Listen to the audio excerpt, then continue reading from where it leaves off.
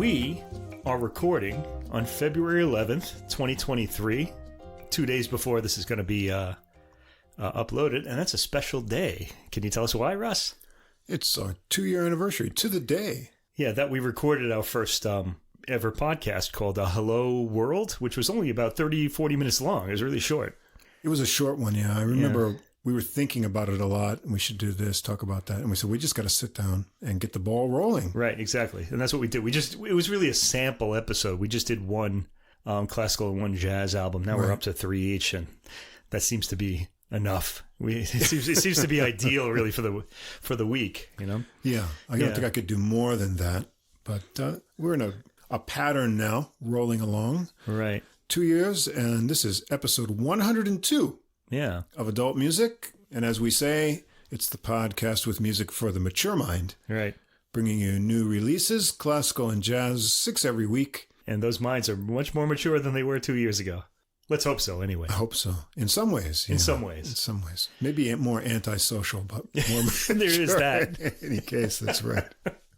Yeah, that's true. We don't talk to people anymore because we're too busy listening to music and talking about it. Yeah. Now, I should mention our first podcast was introduced to the world on February 15th, 2021. So we still have that anniversary coming up. We actually delayed by 3 days before we put it up. So that's right. Because I think after we recorded that, you said, by the way, we need a music theme. Oh, yeah. And you had to come up with a music theme in those 3 days. Theme in, I did it all in one day. Yeah, which you still hear to this day. It's pretty great. Yeah, maybe someday I'll make a new one, get around to it. Okay. We got a nice logo now, too. Got a logo, thanks to Fast Signs of Staten Island. Yeah. Glowing neon. And against a brick wall. Yeah, things have been rolling along nicely. Last month was our best month of downloads yet. This month is off to a slow start. So yeah, kind of wondered what happened there. Yeah. If you're listening to this now and there are any back episodes you haven't heard, go back and check them out. Get your friends to listen to this one. Really. Get your friends to listen to us. Yeah, we want to hear the new. Want people to hear the new albums. Absolutely. Well, before we get into today's program, as always, I want to remind all of our listeners that in the episode description, you can find links to Spotify and Apple Music for all the music we'll discuss. Also, at the top of the description, there's a link to the full episode playlist. That's all the music in one place on Deezer, our favorite CD quality streaming platform. You can also follow us there. They have podcasts too. Just look us up, Adult Music Podcast. Get the playlist and podcast all in one place. Now, if you don't see the full description or the links aren't active on the app where you listen to us, you can always come over to our host site, Podbean, podbean.com. Everything's easy to follow there for this and all past episodes. If you enjoy the podcast, please follow or subscribe wherever you do listen to us, and do tell a friend. Like Mike said, word of mouth helps us get new listeners. If you give us a ranking or write a short review, that also helps us get noticed and listed in the category recommendations, and that helps us get a bigger audience as well. And you can also come follow us on Facebook now. We've got a page there. You can get extra info on new releases, a little bit of musical humor during the week. You can also interact with some of the musicians whose recordings we discuss. They're often interested, and we get some comments back, and you can take a look at that. And you can leave a comment there, see our handsome faces. Maybe we'll even take a couple pictures today because we're live in the mountain lair. Yeah, I kind of wish we had taken those pictures already because I'm already 2 beers in and I'm just not going to look as good. That's later. Right. We've already started celebrating our second anniversary. And I spent all morning getting some ribs smoking low. Yeah, it's a big party here outside. Wish you were here, listeners. Enjoy those when we wrap things up. And, well, finally, then other than Facebook, if you'd like to get in touch with us directly, we'd be happy to hear from you by email. Our email address is adultmusicpodcast, that's all one word, at gmail.com. Send us a message, any questions, comments, we'll be sure to reply. Before we roll into today's program, a few other podcasts that we're collaborating with to share like-minded audiences. We've got Tom Gauker's Something Came from Baltimore. It's a jazz, blues, and R&B interview podcast with a lot of famous musicians in those genres. Check that out. Also, Famous Interviews in Neon Jazz. That's by Joe Domino. He's got artists, musicians, and writers, among other people that he interviews. And then for jazz heads, same difference. 2 jazz fans, 1 jazz standard. Johnny Valenzuela and Tony Habra look at several versions of the same jazz standard each week. They play snippets from each version, discuss the history of the original and the different versions. So you can find links for all those podcasts at the end of the description, and also we'll have little promos from them at the end of the podcasts if you stick around to the end. Yeah, and we have some kind of sad news in the music world. We just heard about the death of the great American songwriter Burt Bacharach, whose music both of us grew up with. Yeah. In the 70s, you couldn't get that sound off the radio. All those arrangements, and sometimes they were a little cheesy, but they were always really good tunes. They're good tunes, cheesy arrangements, really. But I've heard better ones. I shouldn't say better. That was really the style then. Now they're a little more kind of updated these days when people do them. Interestingly, I saw on Facebook there were some people doing tributes to him. I think I saw Dave Stryker with something there, and also Al Di Meola had a version of Do You Know the Way to San Jose that he played in San Jose. And apparently Elvis Costello is doing a residency in New York, and he opened his set with 2 Burt Bacharach songs. He did a project with Burt Bacharach years ago. Oh, right. Yeah, so he actually got to meet him, which is great. You have 2 really noteworthy songwriters there. I guess that's about it, huh? Let's get to it. That's it. Yeah, we're ready to jump into this piano-heavy episode. A lot of other interesting things as well. But piano is the common instrument that we're going to hear on all of these recordings. And we've got quite a variety here. And kind of an old master kind of theme in both piano and jazz as well. When Russ told me he's going to do all jazz piano, I kind of had the interesting idea to have the piano in 3 different settings in the classical end of this podcast. Solo piano as a chamber music instrument, along with other instruments, and then piano as solo instrument in a concerto. So we've got all 3 of those today. And, some interesting things here. We have some real giants on this program today, too, as far as classical music goes. Giants from my youth who are now getting into their later years.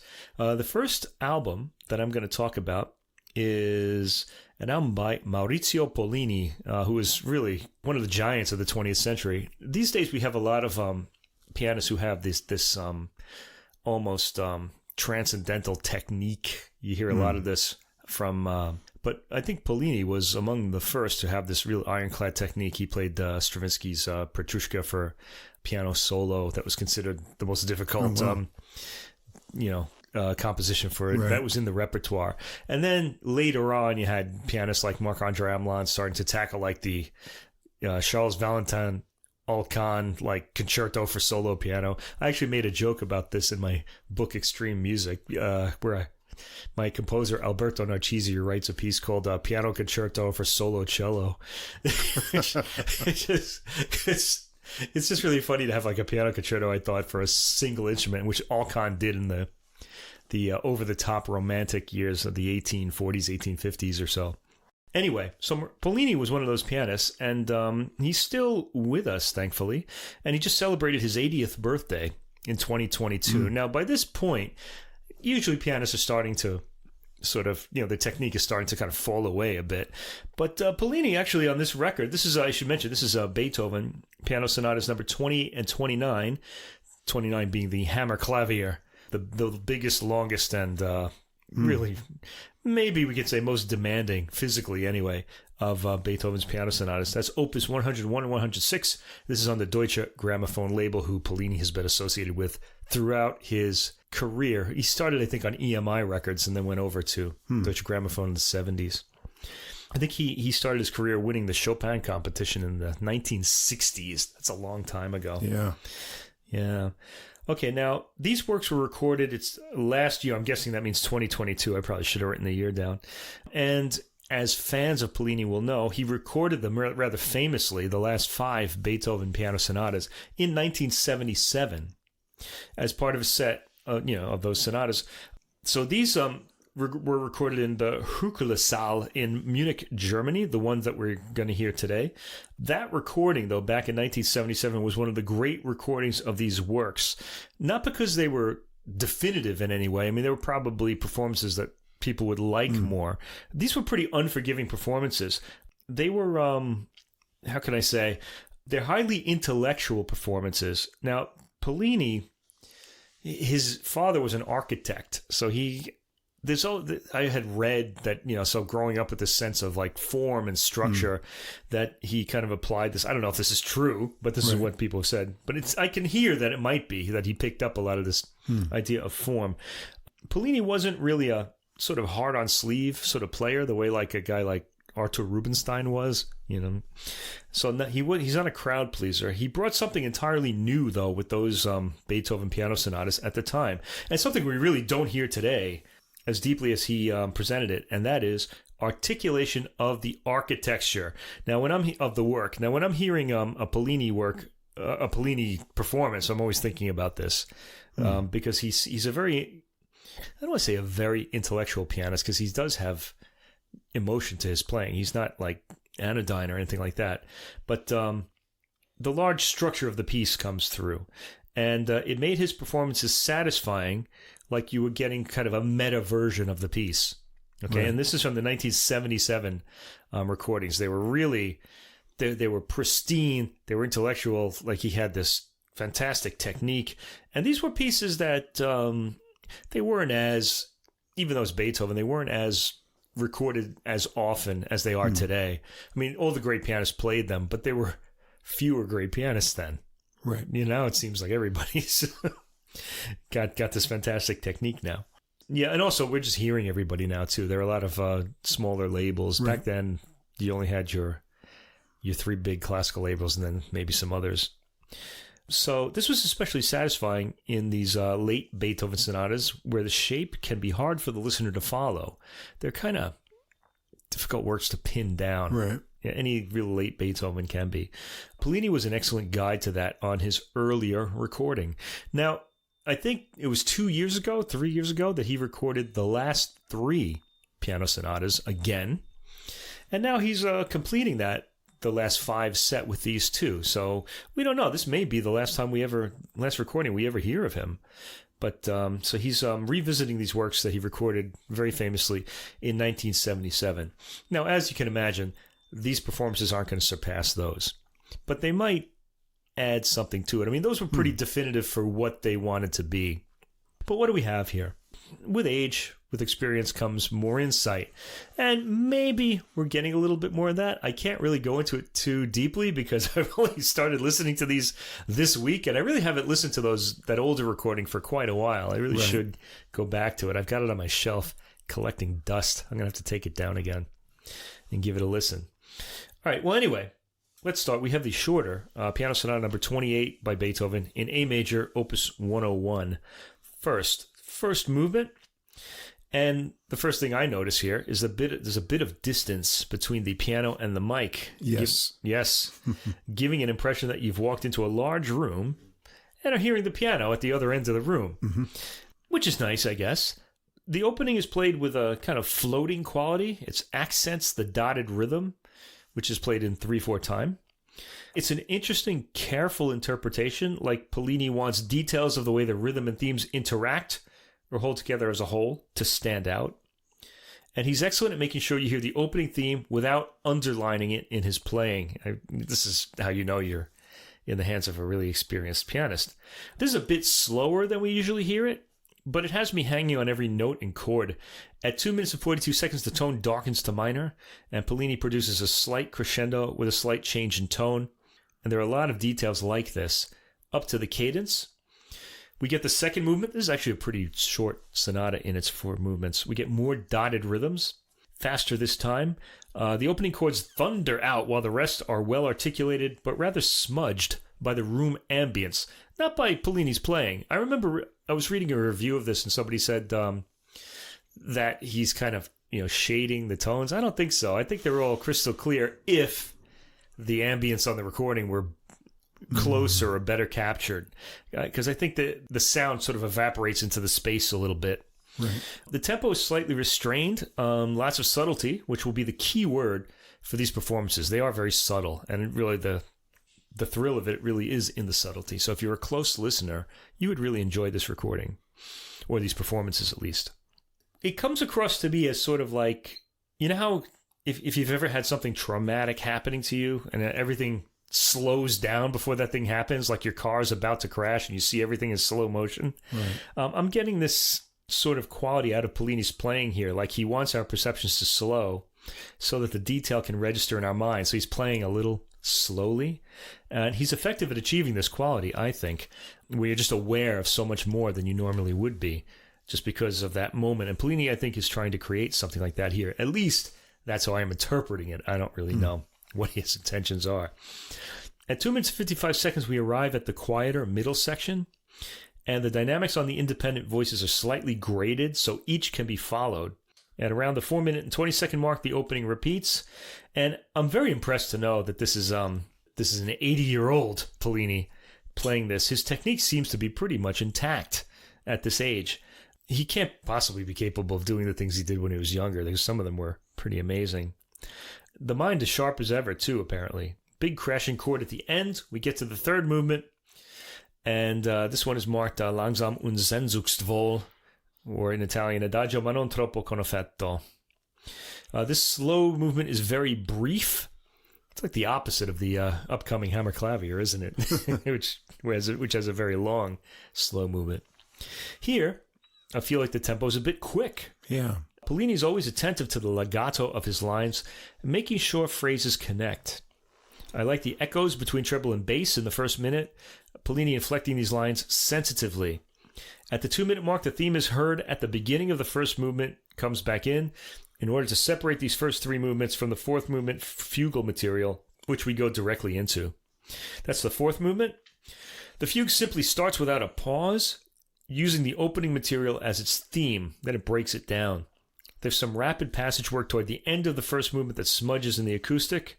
It would be nice to, I should say the first section, not the first movement. It would be nice to hear the detail more clearly, but this is what we've got.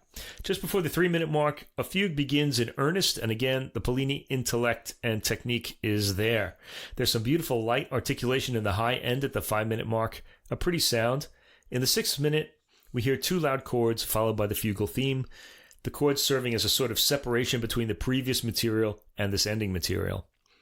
Pollini does so well to make sure everything is heard structurally, and all in all, this is a thought-provoking performance, and deeply satisfying too.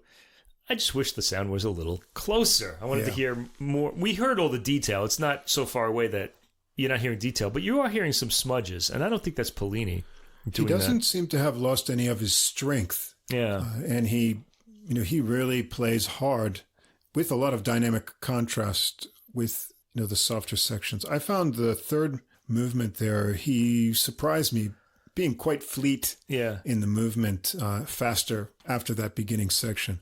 But some places you want a little bit more clarity in the delicate nature, and it seems like the sound reflections from the room are sort of coming back over the new sounds a bit too, so you lose some of that clarity. Yeah. Anyway, despite this quicker material being smudged in the acoustic, I was actually left a bit breathless by this performance. Pollini is a pianist whose like we won't hear again because he's unique. He's very individual, and we won't be hearing much more of him either. So it was a real sort of thrill for me to hear this. I'm pretty amazed by the detail and sensitivity of the performance, though. And again, its attention to the meta sort of structure of the work. Okay, next, tracks 5 through 8, the last work on the program.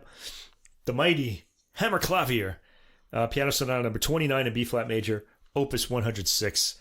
You don't hear this very often, only from professional pianists. It's a very long and very hard, very demanding work, and it's also demanding to listen to because it's got a lot in it. Pollini's going to make that a little easier for us, though, than it normally is. So we have the mighty opening, the big, gigantic chords at the beginning that usually come crashing down. It's taken quickly, with some distance again between the microphone and the piano. So what happens because of that is that the contour, which usually comes down, da-dun, da-dun, da, it usually sounds like this big, rock-like sort of chords coming down. But in this case, the contour, because of the acoustic, comes across rather softly, which is unusual.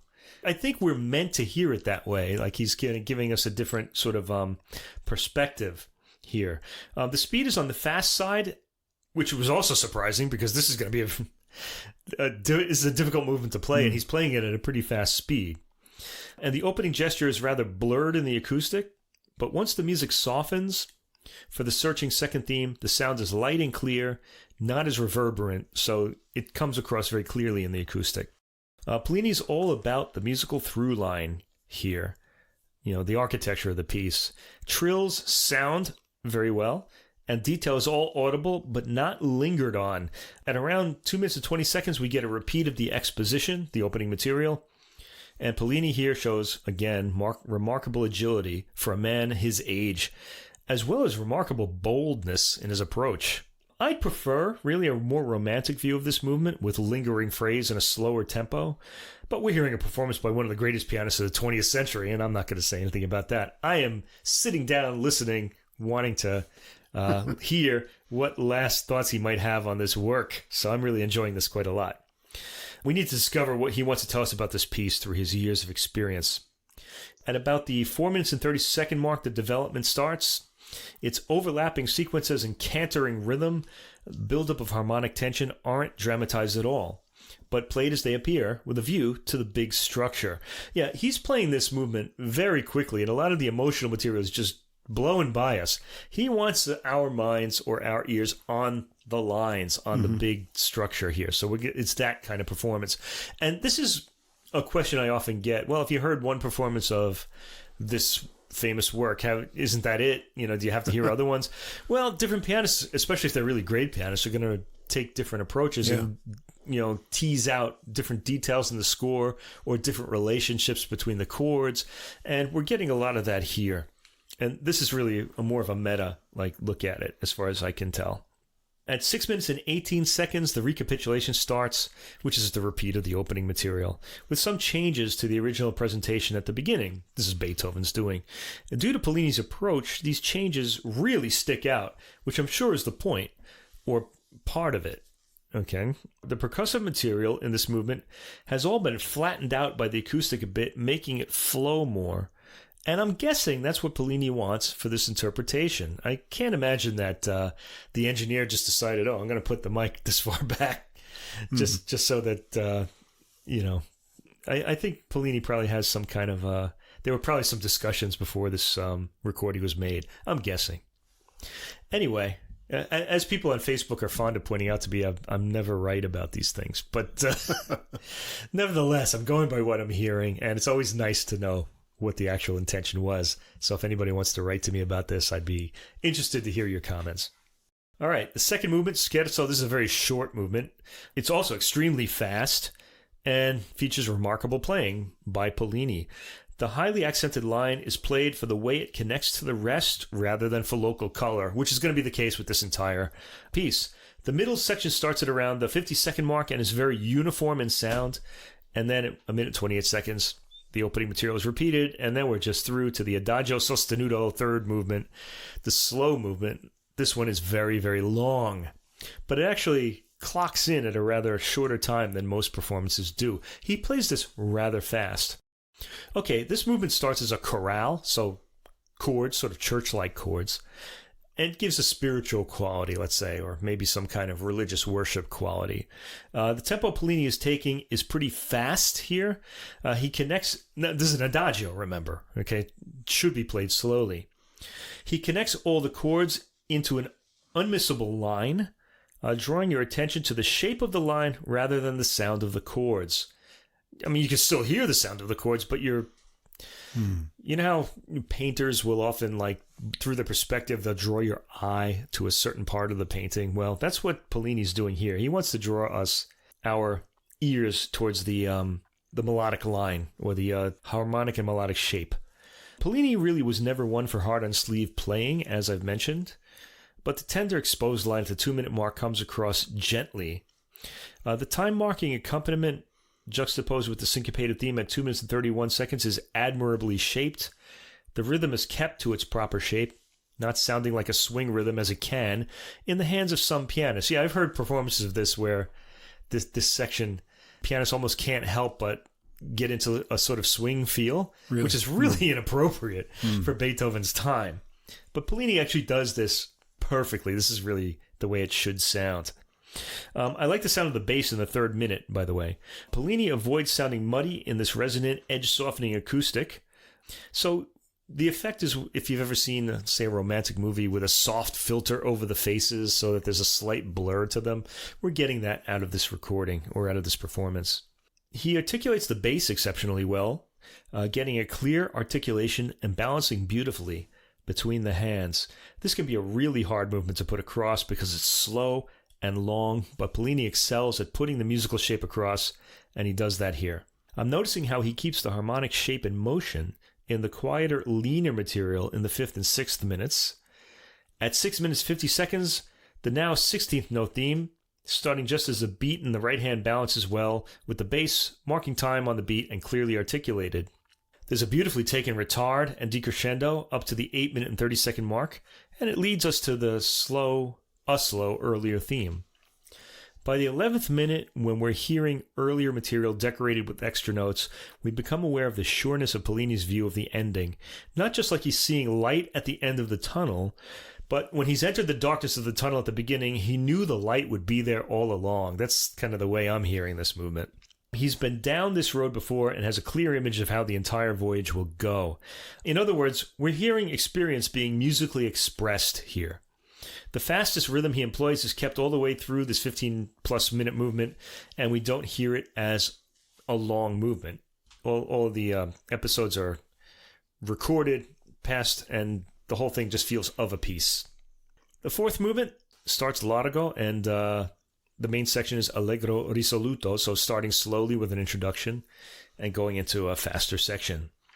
This starts with the opening octaves played tentatively as though testing the waters.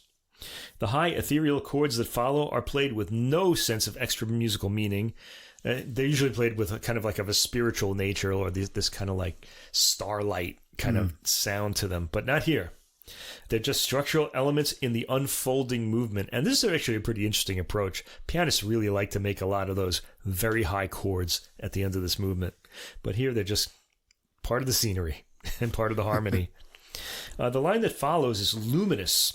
We hear the chords again, then an explosive and surprisingly fast section that is retreated from when we go back to the ethereal chords. This all happens in the first 2 minutes. There are impressive thrills just after the 2 minute mark, after which the famous fugue, or maybe fugato, begins with its complex lines with built-in trills. Again, I'm amazed at the gradation of line Pollini is capable of between the voices, making each voice audible in the context of the whole. Should you decide to zoom in on any particular line, you can do that easily. This is even more remarkable in the contrapuntal lines in the 6th and 7th minutes, played at high speed. This remains the case to the beautifully judged ending, with its many trills leading up to the solid final chord. Getting to the end of this makes me feel like I've heard a brilliant lecture that I haven't fully understood, but I'm going away from knowing more than I did when I came in, so I had that feeling from this. Okay, and that's the album. Maybe I'm reading too much into this, but Pollini was a very intellectual pianist, and one, and still is really, and one through whom I learned to listen to piano music via his recordings when I was younger. I mean, he really introduced me in a way via his playing to the whole idea of musical structure, which made classical music listening easier for me. Then I started reading about it and understanding it a bit more. He was instrumental, really, in my understanding of the larger structure and the fact that there was a larger structure in composed music. That said, Pollini really was a product of the post-war 20th century. He jettisoned any extra musical meaning from his music and focused on the intellectual elements of the music he played, and there are plenty of intellectual elements in Beethoven's music. He's a pianist of a particular kind. And in 2021, when these recordings were made, so really 2 years ago, actually one plus a few months, years ago, he remains that. And at that point, we're hearing here a summing up of what he's discovered after a lifetime of playing these pieces. The clarity of line and shape remain remarkable, elements no other pianist today can put together to this degree, and they really don't use this approach anymore. I guess it's just out of fashion. It makes me think what a loss it will be when Pollini is gone. I would have liked a drier acoustic, as I've mentioned several times, but I suspect the acoustic we get was also an intentional decision. I'd say cherish this album and what it communicates, because we won't hear a pianist of Pollini's like again. Bring the insights it gives you into other performances of these works, and you'll enjoy them that much more. It's interesting. You talked a lot about structure I have a few notes, especially in the Piano Sonata 29 third movement. Oh. A lot of these are long, but before the 11th minute, I started to notice notes like I can tell the arc of the composition. Right. I'm following just where the climaxes should be and the connection of things. So I think one thing I got is his real mastery of these pieces, a complete internal map. He knows where he is in relation to the whole movement and then the whole structure as well. Also, I was impressed by his forcefulness. Very big dynamics. Maybe that's one reason for the more distant microphone placement. It could be. Could be. But I think that can be captured. I don't know. Also, his endurance. As you say, these are longer pieces and a really long program, but he doesn't seem to weaken through them. I mean, he's very strong right through the end. Yeah, remember, he's 80 years old, so that's amazing, really. And like I said, those dynamics are surprising. Maybe the only thing I noticed, and this is maybe not from his age, but just compared with the younger pianists we hear now that have a real kind of sense of flexibility in their phrasing. Right. I don't get that from him. Not talking about speed, but just sort of softness in the phrasing, where he is pretty much direct on and more forceful. I think that's part of his style. That's his style. Yeah. Yeah, but these are some of the more difficult Beethoven pieces to listen to and I'm sure to perform. But I found that I was engaged right through and really impressed with the dynamic nature of the performance and consistency right to the end. So, yeah, give it a listen. All Beethoven fans should check this one out. Yeah, if you struggle with Beethoven's late music, as far as the piano music goes, Pollini's really your man as really a guide, either here or in the very famous 1977 recordings. For those who want to seek that out, they're pretty spectacular. But they're of a specific kind. Right. All right, so there we go. Let's move on. Our next recording here is for all you lovers out there. Where are they? Yeah, Valentine's Day. It's coming up. That's right. You'll see them all. So by the time we have this up, maybe you can program this for your, We should tell our listeners who aren't in Japan how that works here too. You want to talk about, well, let's do the album first and then we'll kind of get to that at the end because I want to make this Valentine's Day point here. Okay. This is really an ideal record for, a classical record for Valentine's Day if you are of that mindset. It's Clara and Robert Schumann, two of the great talents and lovers of classical music history. This is an album of their piano concertos. They both wrote one, and they're both on this album. And this is played by the young, really up-and-coming piano, Beatrice Rana. She's Italian, and she's the pianist here. We talked about her last when we heard her play the Chopin Etudes. Right. Sometime last year. We don't have a database. I didn't search through the episodes to find out which one that was on. But it was, I think it was last year. It might have been 2021 at the end of the year, but I don't really remember. I should have looked. Anyway. And she has grown. At least I felt. Yeah. This is the Chamber Orchestra of Europe, conducted by Yannick Nézet-Séguin. And this is on Warner Classics. I hope I said his name right. I should have looked that up. Anyway, we start first with Clara Schumann. Piano Concerto in A minor, the same key as Robert Schumann's Piano Concerto. Now, that's kind of important to think about because they're connected, you see. Anyway, Opus 7. And this is not only Clara's only piano concerto, but also her only composition for orchestra.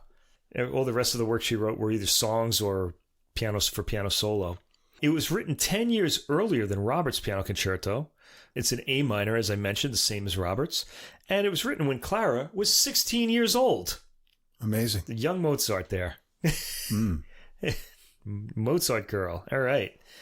And Clara, by the way, was one of the great performers of the 19th century. When you think of the 19th century, you think of people like Liszt and like that. But she was up there in that upper echelon. She was also the soloist at the premiere of her piano concerto. She played it at 16 years old. It's fairly short. She was also the soloist for Robert's Piano Concerto at its premiere. Wow. Which is very interesting. Robert didn't play his own works because he had injured his hand trying to stretch his fingers with this mechanical device that he never a good idea. Yeah, never a good idea to mess with those things. But Clara wound up playing all of his music. So they were kind of joined at the hip, really, in a lot of ways. That was performed by the Gewandhaus Orchestra, by the way, the Robert's Piano Concerto, conducted by Felix Mendelssohn. All those giants were all together back then. Innovations to the form included linking the three movements, as with Mendelssohn's first piano concerto. Now I'm talking about Clara's piano concerto now. So she may have been inspired by that from hearing Mendelssohn's first piano concerto, which was written 4 years earlier. And a duet between piano and solo cello, which Brahms would later pick up and put in his piano concerto number 2. Right. He was also connected to the Schumanns, and I think he had a big crush on Clara as well. So lots of love happening here. Intrigue, yeah. Wow. Anyway, Clara's piano concerto starts with Allegro Maestoso. It's got a confident orchestration and tone. The piano enters boldly at the 42nd mark, and Rana plays down the opening a bit, and she could have really exploded in here, but this is going to be a thoughtful performance that takes in the entire form of the piece. Talking a lot about form today. There's gorgeous lyrical playing at 1 minute and 45 seconds and beyond, which comes across as modest and heartfelt from the young Clara Schumann. A building storm is quickly attenuated in the 3rd minute, and then we get a lively hopping rhythm at 3 minutes and 20 seconds, and afterwards there's a big buildup of tension up to the 5th minute, which leads to material heading towards what you'd think would be a cadence, but we get an inconclusive passage that leads into the 2nd movement. No interruptions, as we said. Romanze, this is a heading that a lot of romantic composers liked to use. This is taken very slowly in this performance with a romantic glow on the melody. Maybe put this on repeat at your Valentine's Day dinner. There are some Chopin-esque runs connecting some of the melody. And toward the end of the 3rd minute, a cello theme comes in, making the theme even more lyrical and romantic. The piano finishes the movement with searching chords that lead to, with no interruption, the finale, marked Allegro non troppo, and then Allegro molto, because it's going to speed up. So we hear at first a horn fanfare, leading to a theme that is based on the dance rhythm of the Polonaise. Rana renders the theme gracefully, with the poise associated with a formal dance rather than as anything wild. This is the longest movement in the concerto, about the same length as the first 2 movements together. The rhythm and thematic material is sensitively put across, with Rana always producing a light tone. It's a performance that wants every nuance in the score to register, and they do. Or I guess they do. There might be more, but this has a lot of them. We hear a bold orchestral theme at 4 minutes and 35 seconds.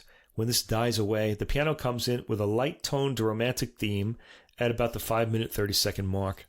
Rana has a lovely, sensitive yet fully resonant, quiet tone and puts this across beautifully.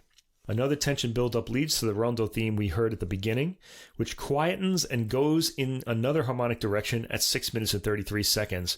There's a lot of this withheld tension in this piece where it just sounds like the big orgasmic, chord is going to happen, and then she just kind of pulls it away from you.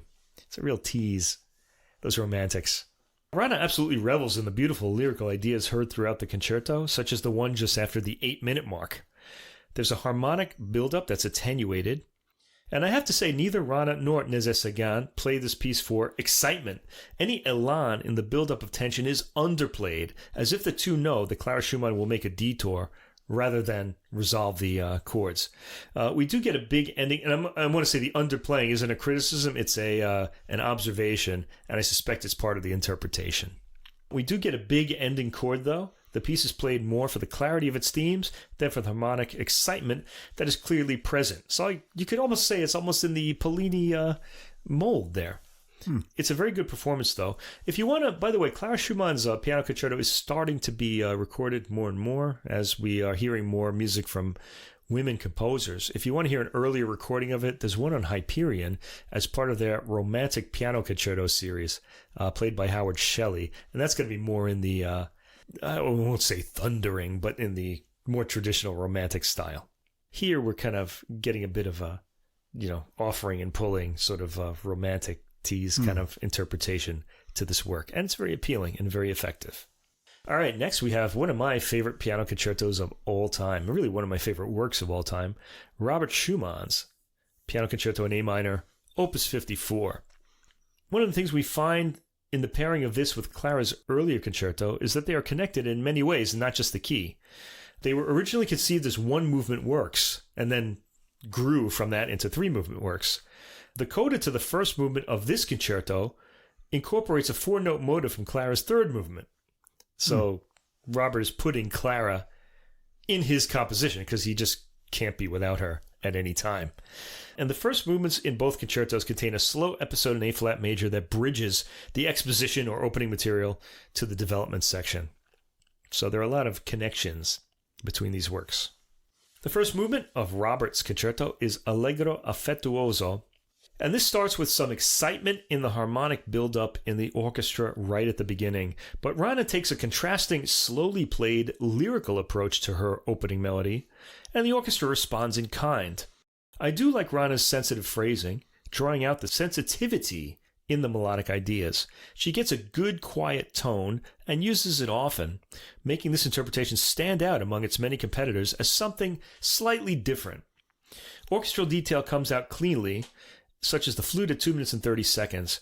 Now, I want to say, by the way, just making this piece sound new is something of an achievement because it's been played by virtually everybody, and there are loads of recordings of it.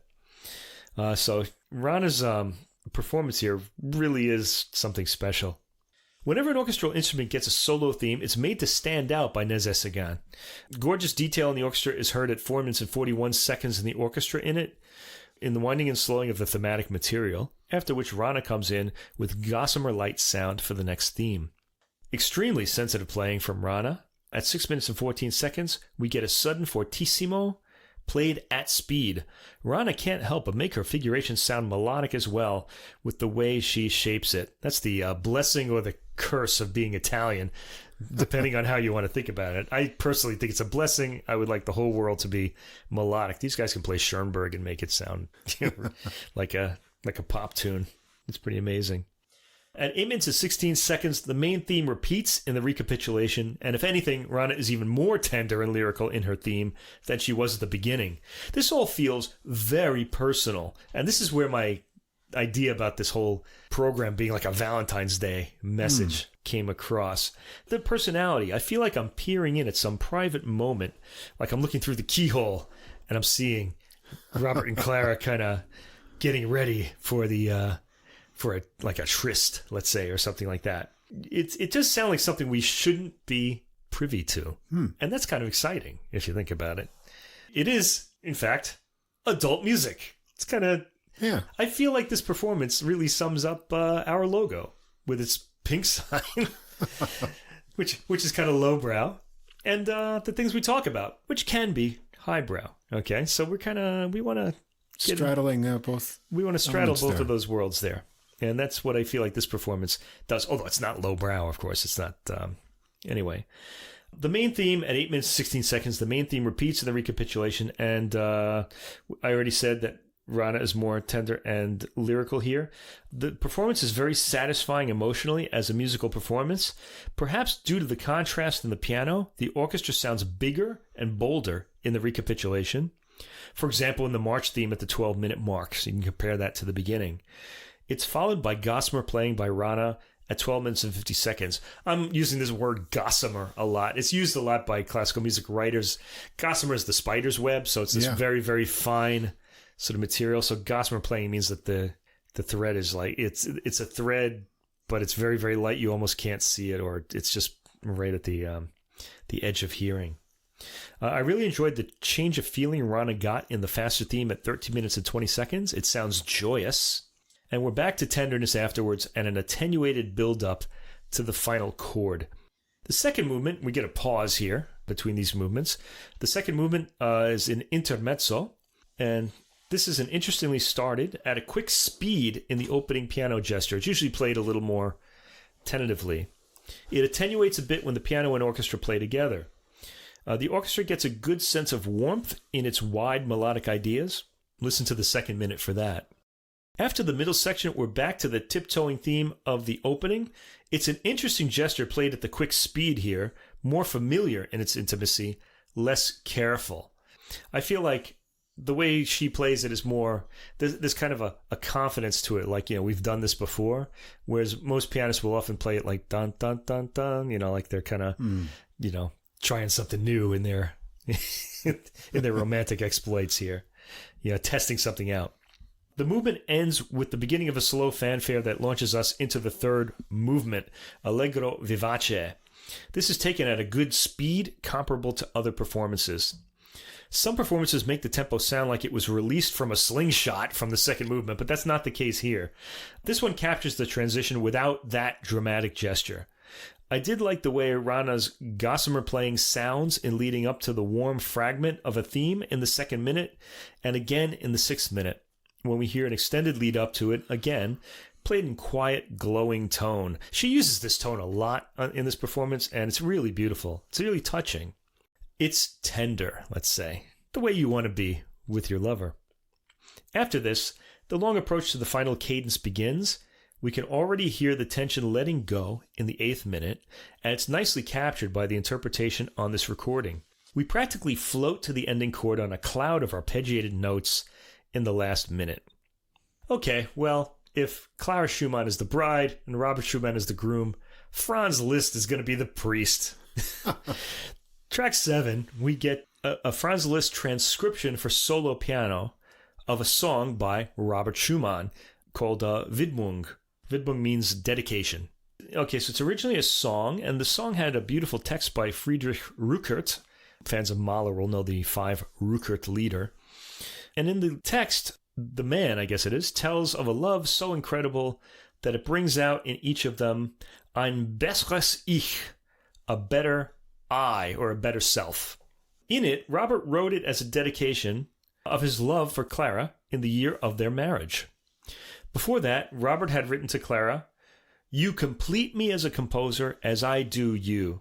Every thought of yours comes from my soul, just as I have to thank you for all my music." So these people are really kind of, you can't really tell where one ends and the other begins as far as their love goes. In this piece, Rana sounds more free here without the orchestra, playing freely and unguardedly, expertly navigating Liszt's figuration and getting the earnest declaration of love across in her melodic shaping. The arpeggios at 2 minutes and 40 seconds or so and afterwards are beautifully even and exciting, and the boldness of the accompaniment and melody after 3 minutes are deeply heartfelt. She quietens her sound for gossamer tone at the end of the phrase, then a slight build-up to the dramatic final chord. So I almost feel like maybe a better way of thinking about this program is that Clara is Juliet, Robert is Romeo, and Liszt is the friar that kind of sets them up, sort of, and tells of their love. Because the friar, I forget his name, he's telling the story of Romeo and Juliet. He's basically the narrator, I guess, recounting the story. So I kind of feel like Liszt is putting his blessing on this couple in this program, as it's organized anyway. So overall, this is a tender, lyrical, attenuated performance of the works. Attenuated meaning it's holding back a bit, and it's doing this intentionally, as though Rana had the love of Robert and Clara in mind all the way through. Any drama that could be characterized with a harmony is really underplayed here, and I'm sure that's intentional. Rana and the orchestra are putting across a very specific vision of these works, and I think the final Liszt-transcribed Schumann song sums the approach up. These performances are not aiming to thrill, but to soothe and even to arouse. It's adult music at its finest, folks. It's what we're all about. Rana's playing is highly melodic, beautifully toned all the way through, and the orchestral playing matches her well. We've heard Robert's concerto played more dramatically, and there's plenty of room for other interpreters to play Clara's in a dramatic way, but these performances are of a piece and really are an ideal Valentine's Day listen. If you're going to go for that meta Valentine's Day, recommended. Yeah, I enjoyed this one a lot. Rana impressed me with her maturity and taste in these performances. I feel like she's grown since we heard her in the last recording, especially the phrasing. Not overdone, just tasteful. Very tasteful. Saving it up for the really dramatic spots and never overdoing it. I don't know that I've heard the Clara Schumann piece before. I know the Robert Schumann. I found it's a wonderfully compact little piece of music where the movements flow together without pause. It's just perfectly balanced and really lovely. And they, as you said, they go together really well, these two pieces. It's also one of those works where, you think she was 16 years old when she wrote this. Amazing. I mean, that's like what is that? You're a junior in high school? Yeah. Man, I'd be afraid of someone who did that in my high school, who wrote a piece like this. the Robert Schumann has a lot more length and little diversions. And I found that every place where the things get stretched out in the composition, both Rana and the orchestra sort of emphasize the variety, but not only in sort of the material, not sort of interpretation, like I say. So it's a bit understated, but it keeps you going and listening more deeply in there. And I also really enjoyed the orchestra on here. I thought it was in perfect balance with the piano. It sounds great. The recording's really clear, and the conducting, everything seems spot on in terms of tempo and balance of the instruments. So just really enjoyable. And another young pianist. Now I'm really eager to hear her do some more works. I can't remember what was on the program that we heard her in last time. It was the Chopin Etudes mostly, and there was some other works on there too. There are other recordings that she made. She did the Bach Goldberg variations. She did the one of our favorite works, the Prokofiev Second Piano Concerto, and the Tchaikovsky Piano Concerto is on that. And she also has a recording of Ravel and Stravinsky. So she's playing those Petrushka pieces and Ravel Miroir, and they're beautiful, beautiful performances. That might be my favorite album of hers. But I like this one a lot too now, so I got to really think about it, She's fantastic. I like her a lot. Yeah, I want to hear her on some more kind of romantic material. Really, anything she interpretation, anything she wants to play. I really do like this pianist a lot. Beatrice Rana, look out for her. Yeah. And pick up her, give her recordings a listen. This one and some of the older ones as well. Anyway, my last classical pick is another giant of the piano playing world, also the same age as Pollini, maybe a year older, Martha Argerich, and she's playing with Renaud Capuçon, who's like, I guess a generation, maybe two generations younger than her. I'm not really sure. They're in a duo here with playing Beethoven, Schumann, and Franck violin sonatas. And this is on the Deutsche Grammophon label. Oh, I didn't mention that the Beatrice Rana is on the Warner Classics label. I don't think I got that far. Anyway, this recording, Renaud Capuçon, violin, Martha Argerich, piano, on the Deutsche Grammophon label.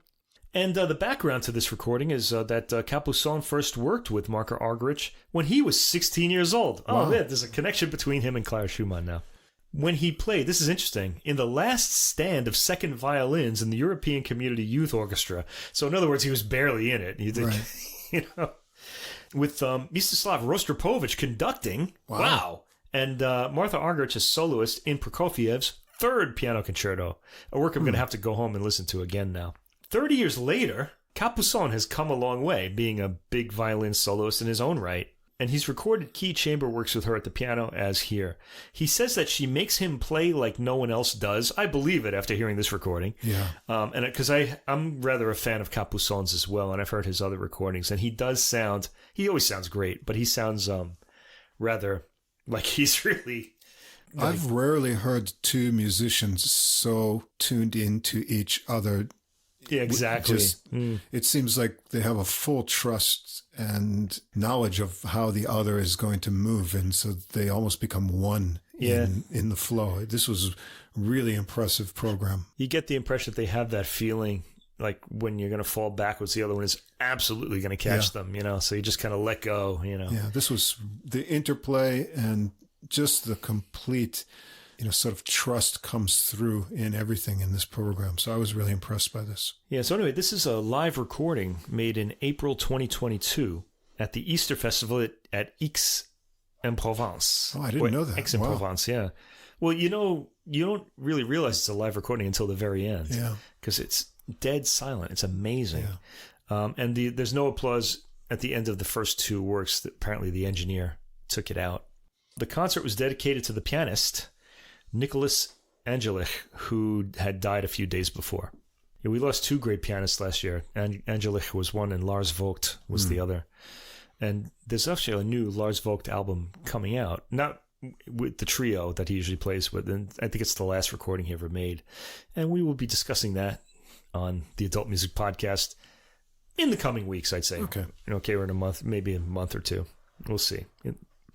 Anyway, we start out with Robert Schumann. Again, we got this, we're all connected here. Yeah. All romantic today, I guess. Romantic era. Robert Schumann, Sonata for Violin and Piano, number 1 in A minor. He really liked that key, didn't he? We're stuck in A minor today. Yeah, we got a lot of A minor. Opus 105. The first movement, mit leidenschaftlichem Ausdruck. But by the time I figured out what that means, the piece will be over. Anyway, it means with passionate expression. And the two here, Capuçon and Argerich, are in sync with each other from the beginning, each striking the mysterious mood of the opening of this work perfectly, and both slightly muted. It's really beautiful playing. When the sound blooms at about the 50-second mark, we get a clear rhythm on the piano, also iterated by the violin, and we're in for some great playing. It's obvious from the beginning of this movement. The sound here is very clear, much more satisfying than on the Pollini recording, and yet it's a live recording. Yeah. Argerich is a rather cheeky player. Sometime at around the 2-minute and 20-second mark, you can hear her suddenly pull back on the sound, a sudden decrescendo, that sounds spontaneous. It's so sudden. And you need an attentive partner to be able to do that in a chamber work, and she has that and in Capuçon. Now, this is what I was talking about the falling backward and knowing the other person's going to catch you. They sound so good together. Both get some gorgeous rubato in the 5th minute. I'd say that in this movement, Argerich is the leader, and Capuçon is listening to her and adapting to what she spontaneously does. It's pretty exciting when the two classical musicians are so in tune that this is possible. Anyway, it's a deeply felt performance of the movement. The second movement, Allegretto, has a beautiful quiet line with attenuated tone on the violin, and he has the lead melody here. The piano gently adds harmony at times. So they've really switched roles now. Now the violin is leading and the piano is sort of listening to what the violin's doing. I like the slightly slowing tempo in the first minute as we get new material. Argerich is an exceptionally sensitive accompanist in this movement. It sounds as though the roles have switched and she's responding to what Capuçon does, and he is spontaneous at times in subtle ways. He takes a romantic approach, which is appropriate, with slight slowing at the end of lines. At the 2-minute 50-second mark, we hear the opening theme again and head to the final cadence, which is taken quietly. The third movement, lebhaft, meaning lively, starts out racing, with the piano playing at a light sprint and the violin bowing rapidly as it plays its theme. Once again, the piano introduces the lines and the violin responds, so Argerich is leading here, with Capuçon responding. The movement pretty much goes from a sprint to a more lyrical theme and back to a sprint. They shape their lines appealingly at high speed. Again, this is a deeply satisfying performance. I like the sudden slowing at the 4-minute mark, again with Capuçon immediately reacting to the new speed. It's an exciting, satisfying performance and really a model of what this work should sound like. Okay, next we get the mighty Beethoven Sonata for Violin and Piano number 9 in A major. All right, so we're out of the minor now. The Kreutzer Sonata, Opus 47. All right, well, we're not getting any breaks with the Beethoven here because we have all these giant works by him. We heard the Hammerklavier earlier, and this is the mightiest of his violin sonatas. I think it was written in 1804 in his middle period, the heroic period, not in the later, very spiritual period that the Hammerklavier was written in. Anyway, this one starts out Adagio sostenuto moving to presto, so it's got an introduction followed by a main section. And so here Beethoven is sort of shaping this, although it's much bigger, as Mozart would, maybe a symphonic movement or something like that. It has one of those slow introductions followed by a fast main section, starting with the violin playing solo, a line with many double-stopped chords that Capuçon shows enormous presence playing. This really is kind of gripping. It's almost like we're about to hear the Bach solo violin, sonatas and partitas. He's really grabbing the spotlight here. The piano then comes in booming on a chord and gets a solo intro bit to itself, and the two gradually start coming together. Argerich goes for dramatic changes of dynamic, as Beethoven's work indicates. At 1 minute and 25 seconds, the main section begins, and it's taken at a slightly slower pace than usual. Once we get to the 1:58 mark, however, it really takes off, and the two expertly trade rapid lines. Argerich is very dramatic in this work, as is Capuçon, but his tone is on the sweet side and lends itself to more lyrical playing. We get to hear some of the lyrical playing at 2 minutes and 25 seconds when the thematic material changes. It's amazing that with the power Argerich is playing with, and at about 80 years old also, I might add, and in a live performance. So this isn't being recorded movement by movement. This is an actual live performance. That Capuçon can even be heard, but he can. This is a live performance, remember, though he may be close mic'd. What is the audience hearing here? Are they hearing him over this? That's amazing to me. Anyway, it sounds great on the recording. At 4 minutes and 14 seconds, a repeat of the exposition of the main section begins at the same deliberate speed. Tension again builds up afterwards, and we're off to the races again, with subtle changes in inflection, but more or less following the same meta template. At around 7 minutes and 10 seconds, the development section begins.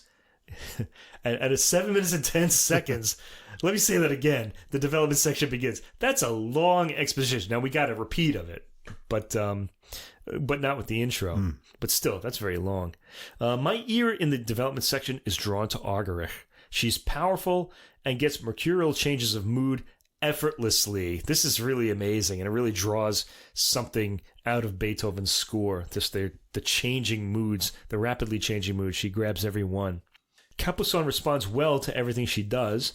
Just after the 9-minute mark, the opening main theme is heard, played very slowly and rather cheekily, indicating openly to us that this isn't the recapitulation yet. It starts at normal speed about 30 seconds later, meaning the recapitulation. The second theme is gentler in its new key here, played with great sensitivity. There's a coda starting at around 12 minutes and 10 seconds that builds tension that starts to be released at 12 minutes and 47 seconds with the decrescendo and rallentando. The duo are almost frozen in the next section until they explode in an absolute sprint for the resolving tonic chord. A very exciting interpretation. We move to the second movement, which is an andante con variazioni. There are 4 variations. They're all very long. We hear the theme, the first half stated by the piano, the second half accompanied by the violin. So the piano plays the whole theme. The piano gets a lot of the exposition material with the violin decorating. The theme is pretty long. There are only 4 variations of the movement, but the movement itself is 16 minutes long. A lot to remember for those of us who are trying to follow the various variations. The theme finally ends at the 2 minute and 30 second mark, and we get a lively, sprightly version of it from the piano, with the violin adding rhythmic counterparts. Argerich's articulation of the rhythm really propels the material and keeps the listener involved. At 4 minutes and 34 seconds, we get the second variation. The violin takes the lead in this one, playing continuous 16th note lines, with the piano playing in a bass note followed by a chord pattern. So bass note, chord, bass note, chord. Remarkable qualities are drawn from the rather quiet playing. At 6 minutes and 24 seconds, a minor key theme is played. This is the third variation, and it's played rather lugubriously, with especially dark tones coming from the piano. Argerich expertly captures the mood as the violin accompanies with decoration in his mid-range, occasionally playing along or completing the piano's lines. The violin and piano play the melodic theme together by the end of the variation. The fourth and final variation comes at 9 minutes and 34 seconds. It's light and music box-like in the piano with many trills. The violin accompanies with pizzicato. At 10 minutes and 5 seconds, the violin takes over the theme and the trills. Some enchanting sounds are heard in this variation. Check the end of the 11th minute for some enchanting sound quality. At 12 minutes and 55 seconds, we're back to the opening tempo, but when the violin comes in, the tempo slows into something lonely sounding. Beethoven then uses one of his tempo tricks by giving the piano triplets so that the piece starts moving again. It ends slowly and calmly, but with rhythmic movement. The third movement is presto, finale. It starts with thundering piano chords, completely erasing the mood of the previous movement with all of its variations. And we get a racing dotted rhythm, which again, Argerich articulates so that the rhythmic feel is unmissable. Capuçon picks this up and beautifully phrases the thematic material. The material is passed back and forth between the piano and violin, kind of like a hot potato. It's moving at a very fast speed. The rhythmic propulsion continues throughout the movement, with all sorts of phrasing subtlety from both players and timbral shading by Argerich. The work then goes into varying sections, coming back to the opening material, slightly varied as in a rondo. This doesn't sound like a straightforward rondo, though, perhaps a sonata-rondo hybrid. We seem to be hearing a setup to a final cadence at around 6 minutes and 50 seconds, but it's interrupted and we hear a coda at high speed with the dotted rhythm heard once in the low bass, brought out strongly by Argerich here. There's a teasing slow section at 7 minutes and 40 seconds. Then the approach to the final cadence is accomplished with a roar. Finally, we get an old favorite of mine, the Franck, César Franck Sonata for Violin and Piano in A major. So we're really... it's been all A for us today, except in the first... I don't remember what the first... we had A major and B flat major in the Pollini. So we heard a lot of A. There's only one piece that wasn't some form of A. So Franck, A major. All right, this starts allegretto ben moderato. It starts slowly and ponderously in the piano. The violin comes in matching the piano's mood, sounding rather downcast in tone and phrasing. Beautiful tone from Capuçon, who really gets to show off his usual long sustained melody at this tempo. He shows off his tone, that is. When the piano line comes in just before the second minute, it condenses the tempo a bit, slows it again, then speeds it up as the figuration gets busier. By 2 minutes and 38 seconds, we're at a more moderate tempo, and this lasts into the repeat of the opening at 3 minutes and 38 seconds, where the mood is completely different from the beginning.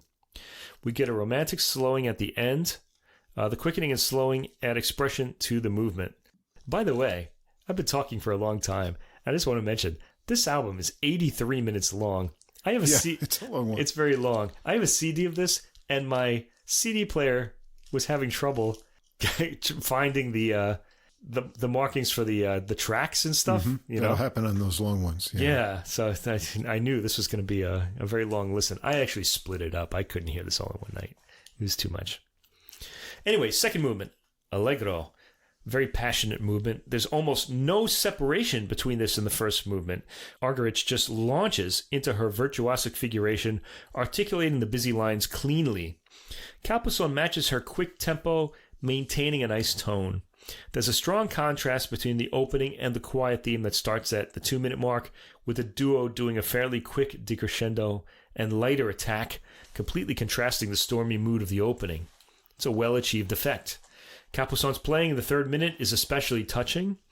Then at 3 minutes and 34 seconds, we're right back to heightened, more hysterical emotion. Capuçon miraculously maintaining his sweet tone throughout all of this figuration. He rings the proper emotion from it, though. A movement played to the hilt for its extreme contrasts. Beautifully realized ending with a quick approach to the final note. For the third movement, Recitativo Fantasia, again, Argerich doesn't hesitate between the movements. This is really a little unusual. I personally found it a bit irritating, but it's the way they're interpreting this. It's certainly acceptable, let's just say. I'm starting to conclude that this interpretation is about the sudden contrast because there's no space left to contemplate between the sudden change of mood between the movements. The second movement is, in a way, acting as a model for the entire interpretation, contrasting moods. We heard this in the Beethoven work as well. Here, there's a sudden lightening and slowing as the violin plays sensitively and the piano plays sympathetically in accompanying the violin, but challenges it with dramatic fortes when it plays solo. The lovely heartfelt passage that begins at 4 minutes is taken slowly and smoothly by the violin, getting a certain emotion across. But this passage is one of the things that make Chung and Lupu so special in their, to me, best ever performance or recording of this work. Kyunghwa Chung and Radu Lupu. Look that up if you want to get more familiar with this work. It's a great performance. There's a build-up to stormy emotion at 4 minutes and 50 seconds that isn't quite realized in the score. It's like a memory of the pain of the second movement. At 5 minutes and 12 seconds, the second time we've heard the heartfelt passage, Capuçon lightens his tone even more. Repeated passages are never played the same in this performance, and this is really Capuçon's movement to shine in, with Argerich mostly in the accompanying role. At 6 minutes and 12 seconds, we get one more build-up to strong emotion, which quickly diminishes and ends with further sensitive lines from the violin. The fourth movement, Allegretto poco mosso, has a pause. So that's a little surprise too. there's between this movement and the previous one. The sunny mood this movement sets is able to gain stability right away as a result. This movement is a canon. Think of Row, Row, Row Your Boat being sung by 4 people to know what that is. And both musicians trade the spotlight throughout. Argerich has it first in the first minute as she plays the melody, and I like her sensitive shaping of the line. When Capuçon comes in for his solo spot at about 1 minute and 40 seconds, you almost don't realize it's happening because his tone is obscured by the piano here. This is a little surprising because they were playing very loudly in the second movement, and yet here, Argerich is playing at a pretty moderate volume, but Capuçon's sound sort of disappears underneath her. It's a momentary maybe miscommunication, I don't really know, because in the second minute, Capuçon is easily heard with both players play fortissimo. Again, at 3 minutes and 20 seconds, for one of the loudest passages in the movement, Argerich's sound builds up too much and obscures the violin. When the passage repeats at about 3 minutes and 55 seconds, Capuçon is more audible, perhaps playing with more force, or perhaps he was just off mic. I can't really tell what's happening here, but this is really the only time in this entire program that we're kind of hearing like a misjudgment of balance. And it's very momentary too. You could just miss it if your mind is drifting off elsewhere. Argerich creates quite a storm in this passage. There's a fiery approach to the ending, after which we hear applause for the first time of the album, reminding us that this was a live performance. You otherwise wouldn't have known. The audience is so attentive and quiet throughout the album, and applause has been removed from the first 2 works. And the applause is very quickly faded at the end. It almost, I don't see why it even had to be there. They get rid of it so quickly. So, in the end, we get a piano legend and a younger star violinist in duo here. The performances are all first-rate, and interpretations are unique to this duo, as has been the case in all 3 classical albums that we heard today. Argerich is Pollini's age, and she's got all the fire we heard from her in her most famous recordings when she was much younger. She's also a sensitive accompanist when she needs to support the violin line. The 2 stick together like one being throughout the album, making for some miraculous duo playing, and Argerich's presence is so huge that the ear is constantly riveted to what she's doing. This isn't the type of album where you'd say the performances are definitive. They're interpreted to make you think differently about these works, which are constantly heard in the concert hall. It's a unique experience, hearing 2 great players play as one as they tease out new relationships between voices and sections of these works. So I would say this album is powerful. Yeah, great synergy and phrasing. As I said, it's like they have a real mind meld together.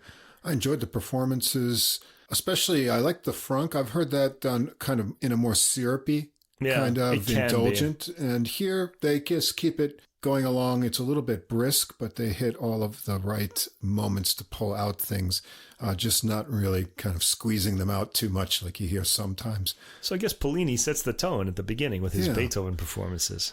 And as I said, he just amazing that they seem to trust each other all the more.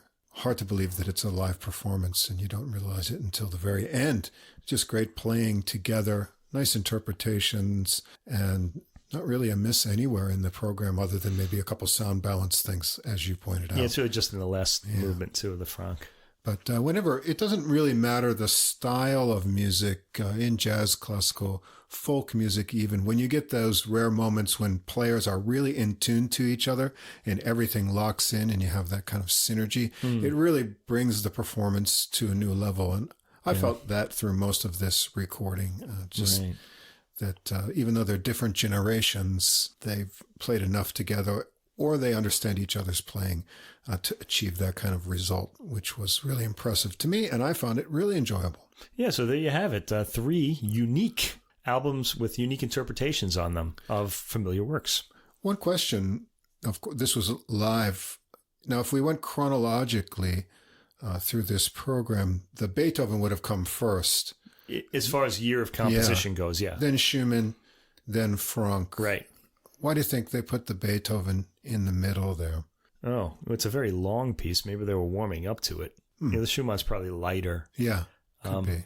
I mean, if you had started with it's too heavy. I mean, that would just exhaust the audience right away, and then the rest of the program wouldn't. Right.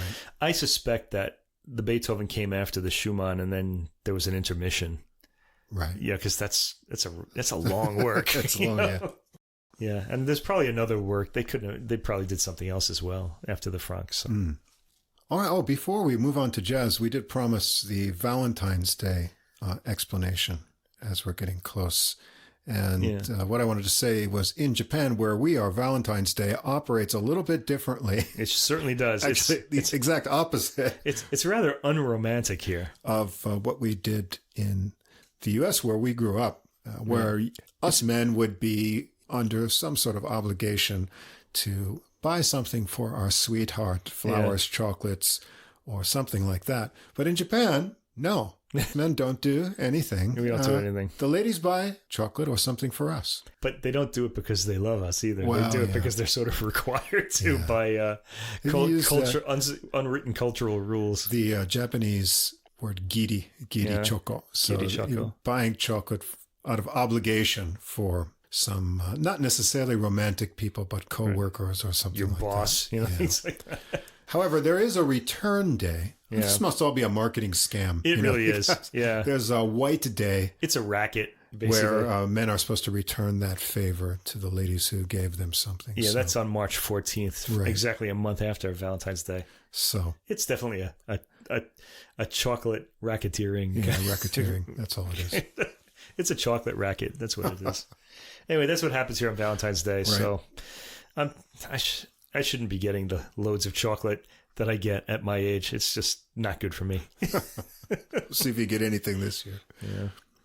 All right, we're going to continue the piano theme into jazz this evening. And we've also got kind of an interesting, somewhat of a parallel in that we're going to have a veteran player who's doing something similar to what he did a long time ago.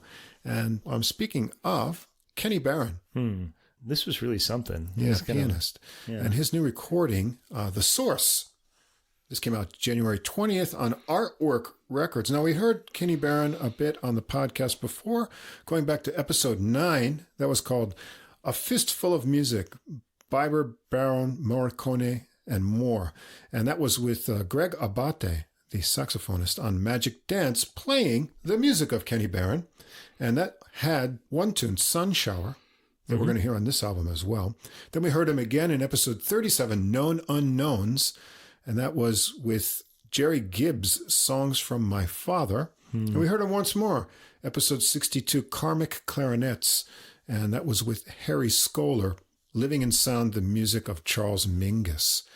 So he's no stranger to our ear. Yeah, we actually heard him also, I don't know what episode it was, on Joe Farnsworth album, City of Sounds. Right. Yeah. Yeah. Oh, I forgot to look that one up. Yeah. Anyway, we've heard a lot of Which Kenny was my Barron. favorite one. That's why I remember it. And Kenny Barron, born 1943 in Philadelphia. One of his first gigs was as a pianist with the Dizzy Gillespie Quartet. Imagine that. And as his own recording discography goes, he's got a lot of recordings as a leader, but also he's an incredible accompanist. And between 1987 and 91, he recorded several albums with Stan Getz, Voyage, Bosses and Ballads, The Last Session, Serenity, and also there's a great People Time recording.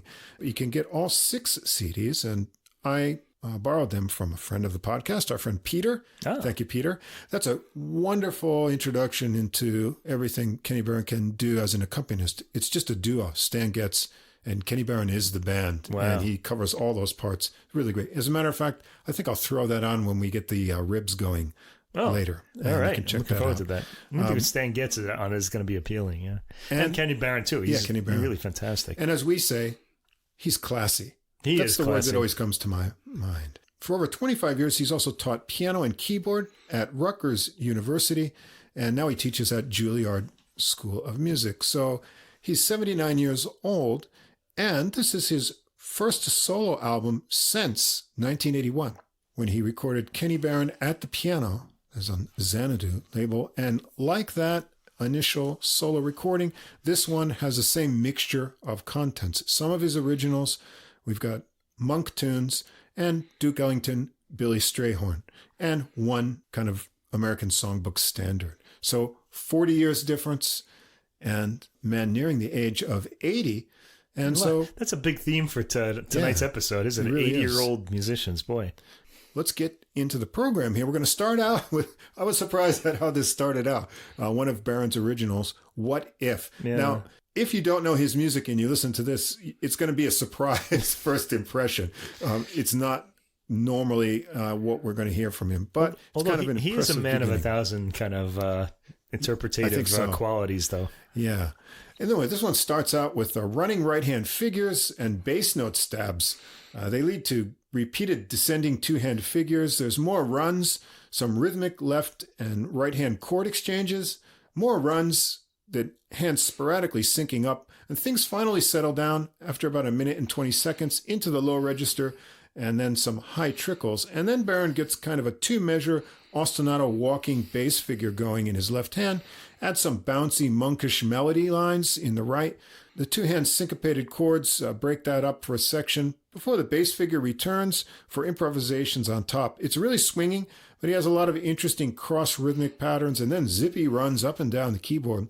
He breaks the ostinato for stabbing chords to go under his lines. He really builds on little ideas here. He extends them into longer kind of lines. At about 5 minutes and 45 seconds, he gets into a bouncy rhythmic exchange between his hands for a bit, and he works back to the ostinato bass, continuing on with improvisations. 7 minutes and 10 seconds, he syncs up his hand rhythmically for a few bars. Then he brings back that kind of monkish melody, two-hand chord section, and more melody to finish it up. It's really fun. Not an interest or a easy listening intro to this, but those hands seem to still do whatever he wants them to do. Yeah, so impressive. Yeah, I just want to say to listeners who are coming to Canyon Barron for the first time, if you decide to sample this and you turn on track 1, don't turn it off when you hear the opening, because it's kind of spiky and almost Schoenbergian the way he starts this out. Or who was the jazz pianist? Cecil Taylor. Oh, right. It's got a bit of that kind of quality to it. But just keep it going because it'll smooth out. Yeah. All right. So, but an exciting piece with a lot going on to start it out. Track 2 is Isfahan. This is Duke Ellington, Billy Strayhorn tune. Rubato start. Right hand notes hinting at the melody. Lush chords and bass counterlines all come flashing by. Takes on a rhythmic push right before 1 minute, and things are still flowing easily as he gets to the main melody. It's fun to follow his bouncy right hand around there. There's a classy solo here with floating right hand melody ideas, a great sense of touch, variety of accompaniment with left hand from stabbing chords and single notes to softer figures. At about 3 minutes and 45 seconds, he gets a nice walking bass line coming and going, and he takes us through the melody again in similar fashion. Everything flows so easily. A very cool ending of clipped chords to a sudden low chord with some nice high trickles to finish it up. Yeah. Very classy. Track 3, Tio. This is a Monk tune, and this is from Monk's 1964 album, Monk. The track Tio being a tribute to the producer Tio Macero. Now, if you know the original, after a short piano intro line, the melody is played on tenor sax by Charlie Rouse. But here, Barron comes right in on the melody, and it's a rhythmic delight of syncopated hand integration. Listen to his left-hand bass figures and chords, and the space between things, all making a great swing feel. Barron's right-hand melody lines flow smooth and bluesy over the minor chords, gets choppy and percussive for contrast, really building excitement. There's great interplay with some figures after about 3 minutes and 50 seconds, and some synced rising figures at 4 minutes and 50 seconds, into some more chiming bluesy ideas. There's another run through the melody with a fun high trill before a low splash to end the tune. Another Ellington Strayhorn tune, number 4, Daydream. Rising floating lines make a dreamy intro here, smooth and rubato melody treatment, and I like how he releases phrases in a clipped way and then contrasts with more sustained playing. It gets more dreamy and legato, but still has a snap in the way he fits the chords under the melody. At about 4 minutes and 20 seconds, he opens it up for some soloing with spaced out and soft left-hand alternating chords. There's a lot of variety in this solo with butterfly flowing lines, more percussive bluesy ideas, little lilting figures, all with attention to dynamics. Another run through the melody with a subdued ending. At 9 minutes and 42 seconds, it's the longest track on the recording, but still the Daydream seems like it's over too soon because it's really nice. This was a nice track, yeah. Track 5, I'm Confessing, parentheses, that I Love You. This song was first produced with different lyrics as Looking for Another Sweetie, as credited to Chris Smith and Sterling Grant. It was recorded by Fats Waller and his Babies in 1929, but in 1930 it was reborn as Confessin' with the new lyrics by Al Neiberg. And the music to this was then credited to Doc Doherty and Ellis Reynolds. So here we get a playful intro with two little notes and more snippets into runs around the melody in a fun rubato fashion.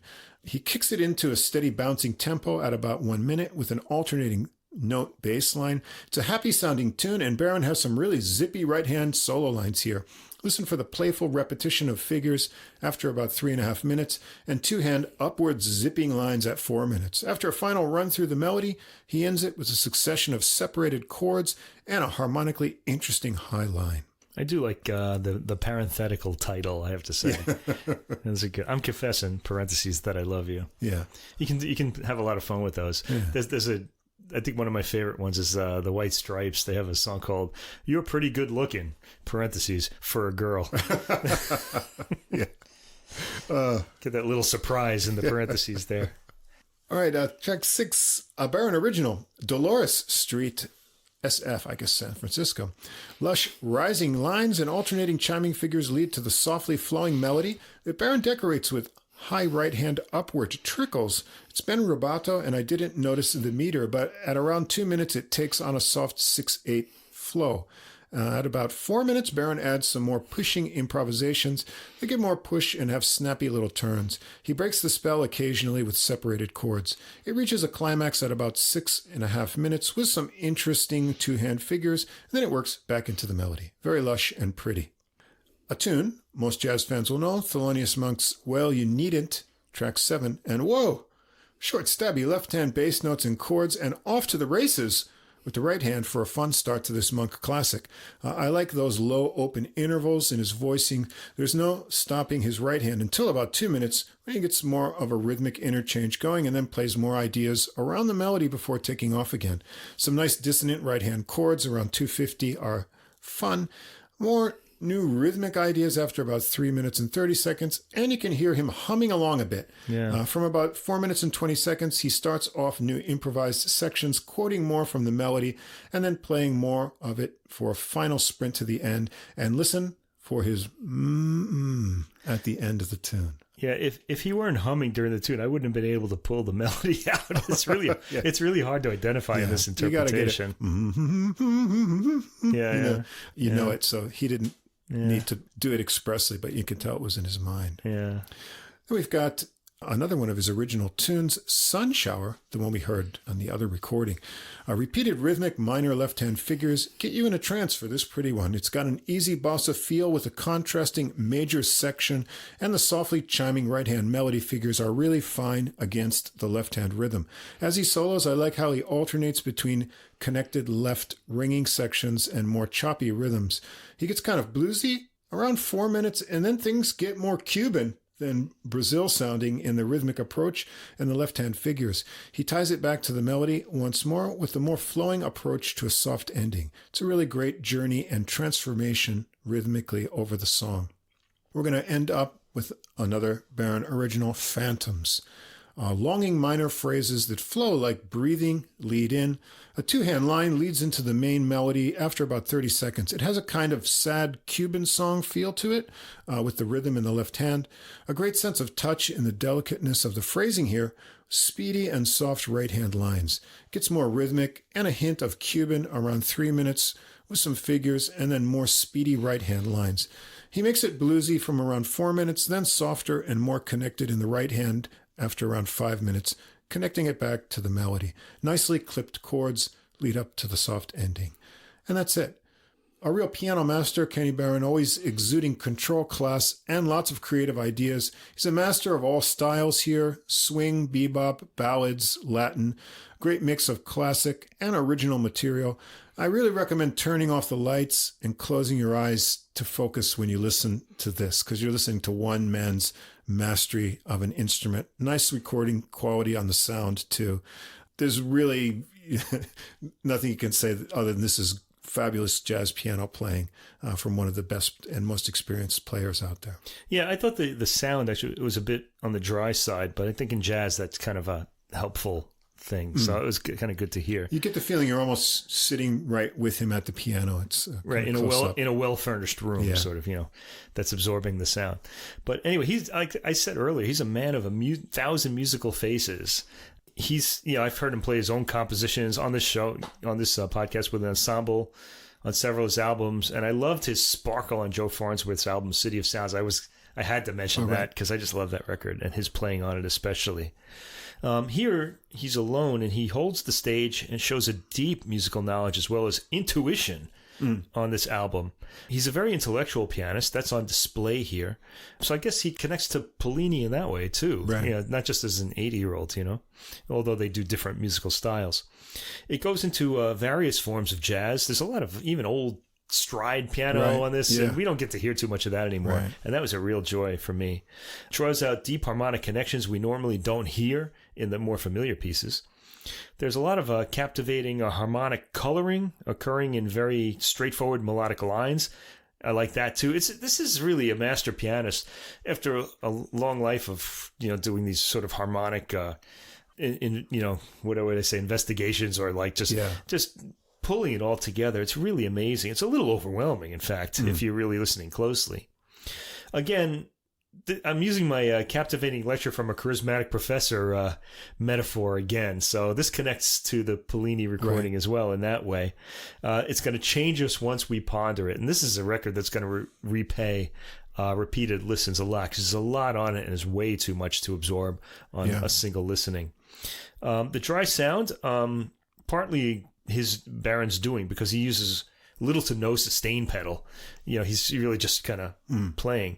Makes the detail jump out, and I guess that's what's important here, given the approach. I enjoyed the swinging elements of these compositions and was pretty riveted by the overall approach. And I liked especially the swinging old school feel of Teo, and the gorgeous chords in Daydream. You pulled that one out as well as the surprising rhythmic and textural changes in Teo. Daydream was the standout track for me on this album, and I really loved it. This will go in the collection. Right. The growing collection. I'm always in the mood to hear Kenny Barron any day. So, check that out. It's a great solo piano recording. Like in ancient Rome, the ancient Roman ruins are kind of like a few feet lower than the normal city because all this sediment has piled up over the years. That's already happening to my house because of the weight of the CDs that are in it. So they're going to find me, I'm going to be on the Roman level. Well, I don't know what level that would be in Japan, but we'll see. Yayoi period. I don't know. Maybe. Okay. All right. Keep your seatbelts on for more swing. Here's a younger pianist who I was really happy to discover, and I'm really excited about his playing. And that's Christopher Lucas Wilson and his trio with the new release, also out on January 20th, Solemn Moments, and this is on Casa de Jazz Records. Now, Wilson is originally from metropolitan Detroit. He later went to Los Angeles and then recently relocated to Chicago. The sound of swing is what first attracted him to jazz, and he studied with late greats Bess Bonnier and Marcus Belgrave, and later he would join the Detroit Symphony Orchestra's Civic Jazz program, where he first met esteemed bassist and educator Rodney Whitaker, who we've heard on this podcast before. By the time he graduated from high school, he was into swing and bebop and would go on to further his studies within the jazz program at Michigan State University. He spent a decade out in Los Angeles, where he played regularly with his trio and released 2 albums, Feelin' Better and Leaving Los Angeles. Then he moved to Chicago shortly after, and this is his 3rd release here, Solemn Moments. And in his trio, Noah Jackson on bass, Jesse Kramer on drums. So we're going to start out with Solemn Moments, his original composition. This one starts with an 8-bar intro. There's a syncopated pedal tone bass note in the piano and bass under moving chords. Wilson plays the first section of the melody simply with a light touch, and Kramer has a light clicky groove going on the drums, has a little melancholy feel to it, but turns happy over the course of the melody. After a repeat, the swing feel picks up on the B section of the melody in the cymbals and in Wilson's chords. And when we hear the original melody again, that line, Wilson adds some more chiming harmony to it. He gets started on a solo, showing a nice sense of touch on lightly repeated notes. He plays some nice rising high register lines and gets swinging more with high percussive chords. At about 3 minutes and 10 seconds, things break into a real swing over Jackson's walking bass for a while, but they pull it back into the original groove for a reset with the intro and melody again. Jackson gets a bass solo of lines bubbling out of the low register and working into some melodic ideas. The vamp out onto the intro section idea, and then they slow it down for a soft ending. I like the shifting rhythm feel here and how it pushes like the swing is just waiting to break out of the tune. And it's interesting to end up the tune with a bass solo. So fun start. Track 2, another Thelonious Monk tune, We See. A fun intro with punchy chords from Wilson and tight drum fills from Kramer. They give it a great relaxed swing feel, and Wilson gets some of that quirky monkish phrasing feel. More nice punchy chords, rolling figures and trills, and tight trio work with more cool drum fills. Wilson plays a really melodic and smooth solo here over hard-hitting left-hand chords. I like the spaces of anticipation he leaves between phrases and how he builds up to more chiming chord ideas, contrasting with the smooth lines. Jackson gets a bass solo with a lot of rhythmic variety, and next they really pound it out for some percussive trading of fours with Kramer's drums. They work it through a final B and A section of the melody and an outro like the intro to finish it up. Track 3 is another Wilson original, Misnomer. It's a minor bluesy mood on this one. There's an 8-bar section with very cool bass and left-hand piano lines, and then an 8-bar section of piano melody. They repeat those sections with Wilson getting some animation with rolling figures the second time. Great light brush work from Kramer here. Comes down soft for a bass solo from Jackson with soft, taut, and bluesy lines. There's cool speedy triplets and rhythmic repeated notes in there as well. He turns to a chugging walk, and now Wilson is up for a solo. It's melodic and bluesy, swinging hard, with lines building into chiming chords. He really gets rollicking, and Kramer works up fills between chords into a fine short drum solo that connects back to another run through the melody sections with some final phrase repeats to a fun ending.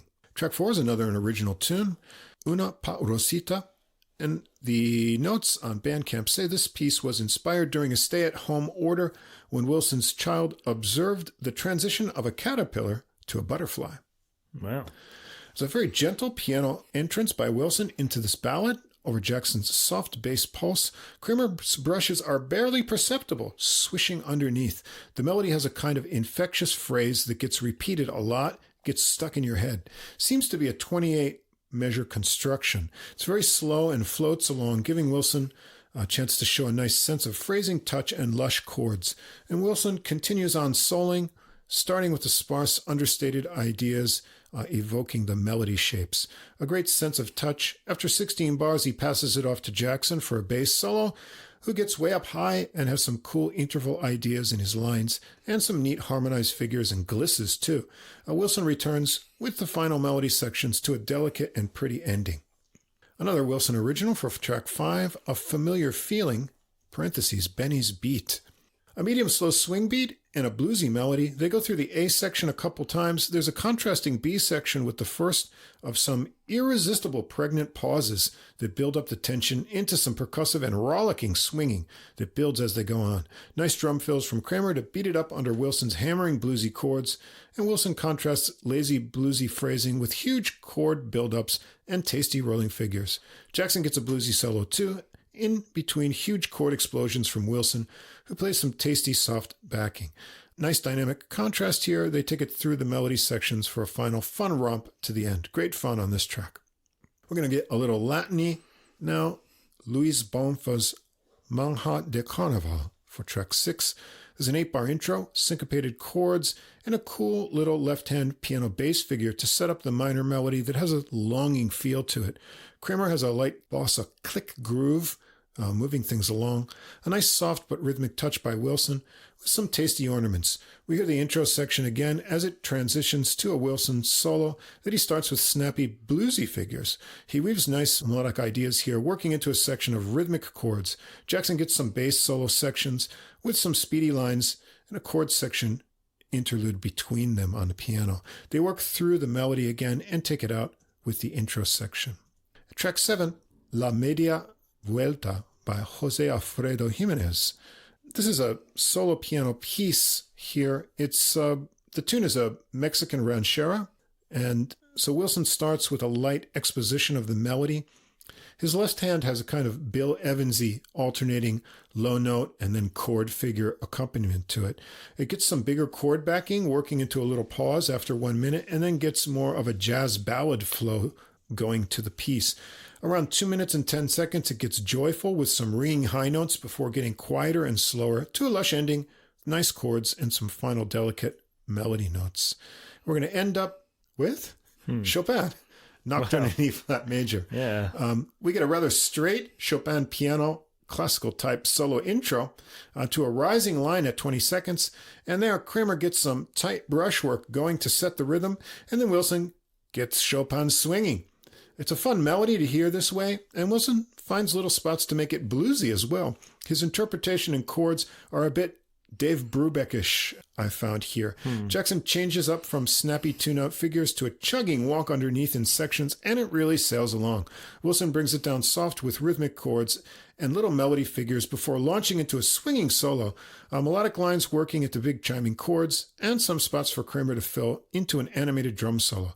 They work it back for another swing through the melody, getting softer with rhythmic chords to the end, and a final fun bass line from Jackson right before the final chord. So I think Wilson should give a money-back guarantee for this recording. If you don't like it, you must not have a pulse. This trio really swings hard, but that's not all. There's some good Latin grooves, nice mix of Wilson's originals, and an interesting mix of other material from Monk to Mexico to Chopin. Where do you get all that in one recording? Wilson swings with excitement, but also has a great subtle touch in contrast, nice melodic solo ideas. I also enjoyed Jackson's centered bass tone and interesting solos, and Kramer keeps it all precise with everything from subtle brush backing to really kicking in fills and energetic solos. I'm going to be listening to this one a lot. Yeah, probably me too. I want to also mention that this album is available on Bandcamp as a CD for $7, which is really cheap. I'm gonna have to look into that. Yeah. But you can also, of course, get it as an MP3 file or in whatever format you're looking for. Anyway, when I was listening to this last week, you'll remember it was this is dreary, cold weather. It was a very cold week last week, and this is such a sunny album that it just kind of warmed up the days a little bit, or maybe that was the whiskey, but I think it was a little bit of both. I think it was a little of both. There were indeed solemn moments on the album and in the title track, but the overarching feeling was one of warmth and cheerfulness, and as Russ said, a lot of swing provides that quality. The operating word for me was cheerful. The recording is transparent. I actually thought to mention that because you're right. It really is great. Great sounding. Yeah. Captures the warmth and detail of the performance. The album is filled with warmth. There are some appealing chord voicings throughout, especially in Magna de Carnaval, which kind of drew my ear in.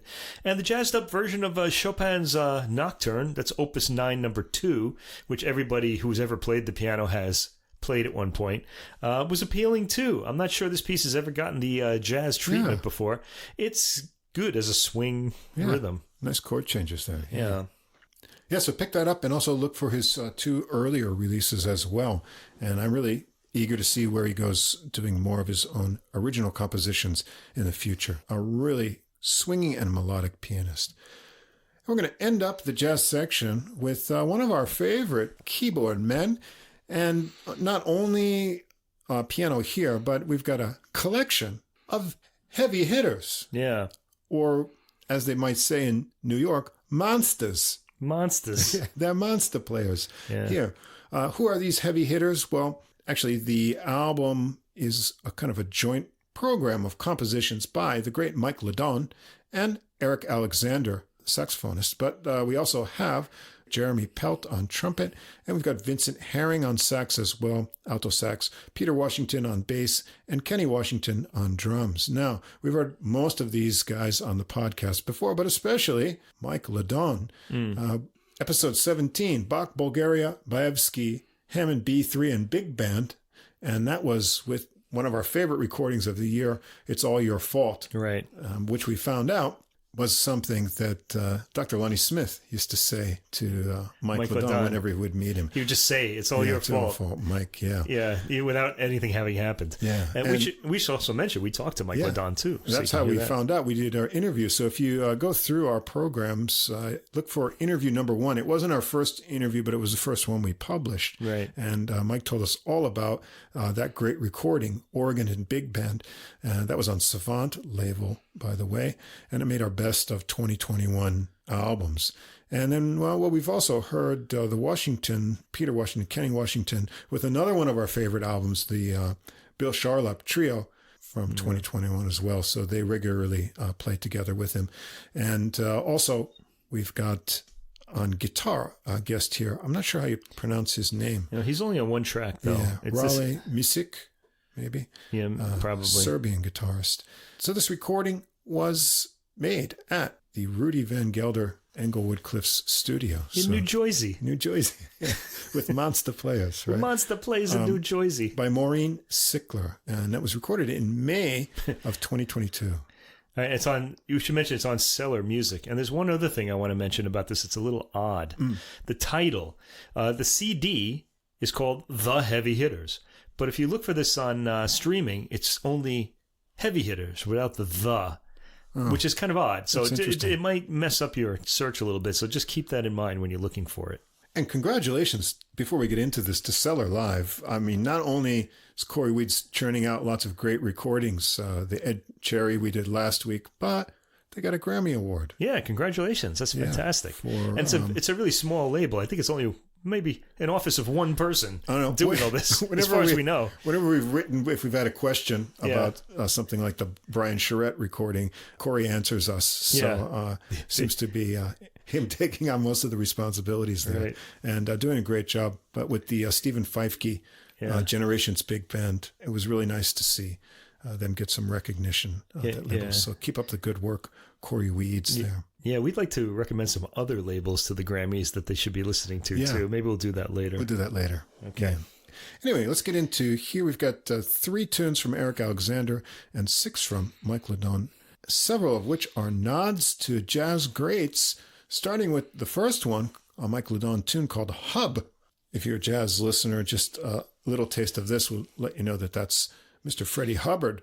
It starts with some rubato horn lines to some drumming, then cool modal fanfare-like lines into more legato lines alternating with drums. Kenny Washington gets a steady beat going, and Mike LeDonne gets some percussive piano chords setting the modal mood. A few tricky fast harmonized horn lines make up the melody, and Jeremy Pelt is off on a solo. Now, I've always liked his playing, but I've never heard him as on fire as he is on this album. Yeah. It just sounds awesome. And he's taken all of his Freddie Hubbard vitamins and going into his system and capturing his spirit well, but still keeping his own personality here. Great solo. Herring follows with snaking and fast double time lines, but he contrasts with longer held notes, getting some modal melodies in there and more clipped rhythmic ideas as well. Great sound with a searing edge to his tone. I always like that about his playing. Alexander follows that on tenor, starting in the lower register and working around. There's always some Coltrane-like ideas in his playing, but he has a real unique kind of harmonic sense of his own. His solos are always interesting and a great smooth sound, but he can get a real nice edge and some interesting kind of harmonic things going on when he wants it.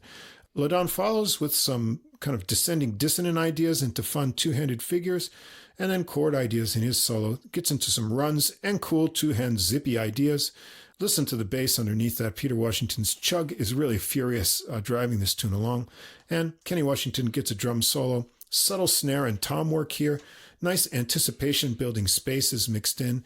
And one more kind of ominous rubato horn line and a final cry from Pelt to finish it up. Nice nod to Freddie Hubbard's composition and playing style from Jeremy Pelt. Yeah, of which I know you're a big fan because you talk about Freddie Hubbard a lot to me. Yeah. He was my favorite player when I was young. I have all his recordings, and I had the chance to spend some time and talk to him when he came to Osaka. Maybe it was 2003. The New Composers Octet. It was a Tuesday night. I think I've told this story on the podcast before, but it was a slow night and there wasn't a lot of people coming out. And the manager asked me to stick around for the second set, which almost never happens in Japan. And the band took a break, and so I got to hang out with Xavier Davis and Steve Davis on trombone, and talk to Freddie Hubbard too. So that was really cool. Amazing. Yeah. All right, track 2, another Mike LeDonne tune, A New Day. This one's got a rubato intro from Mike LeDonne with a nice forward push, some rolling figures, upward runs. He gets a 6/8 rhythmic feel going, and everyone joins in. Seems to be a 24-bar melody. Horn lines exchange with measures of piano, sax's backing, and then Pelt's horn taking the lead sound in sections. Pelt's up for a solo again. More lilting kind of phrases here with nice space to start into some searing lines. Listen to the cool rhythmic bass lines of Peter Washington below.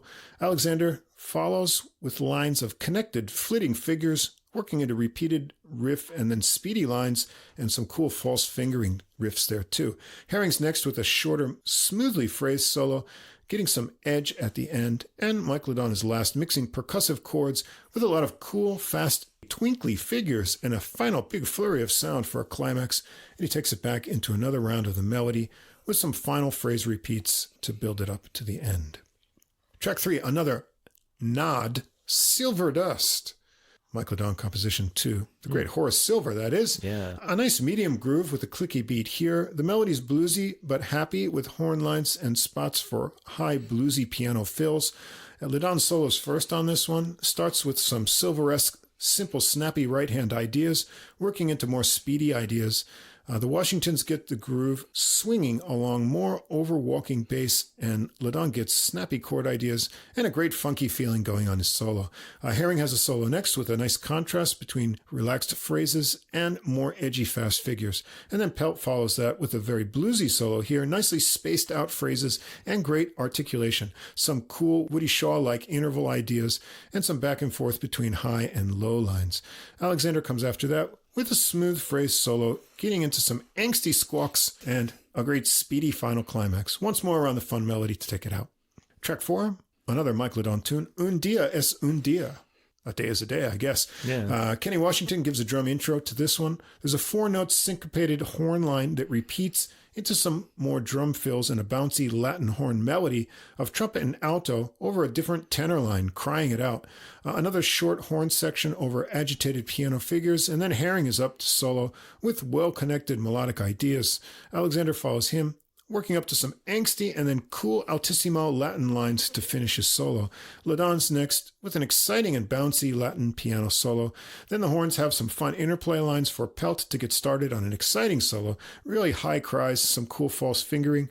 And then Peter Washington keeps an ostinato bass idea going for Kenny to get some drum soloing fun, and they get another run through the melody sections. Pelt getting some final solo ideas over the repeating sax figures as it fades out. Nice fun horn interplay on this tune. Track 5, we're going to switch over to an Eric Alexander composition, Big Richard, and this was a dedication to his father. There's a chimey solo piano intro from Mike LeDonne. Alexander comes in on the ballad melody. Listen to the speedy fills he adds in the 12th measure. It's a ballad tune, but really nice kind of sprinkle of excitement there. Seems to be a 24-bar melody length in total.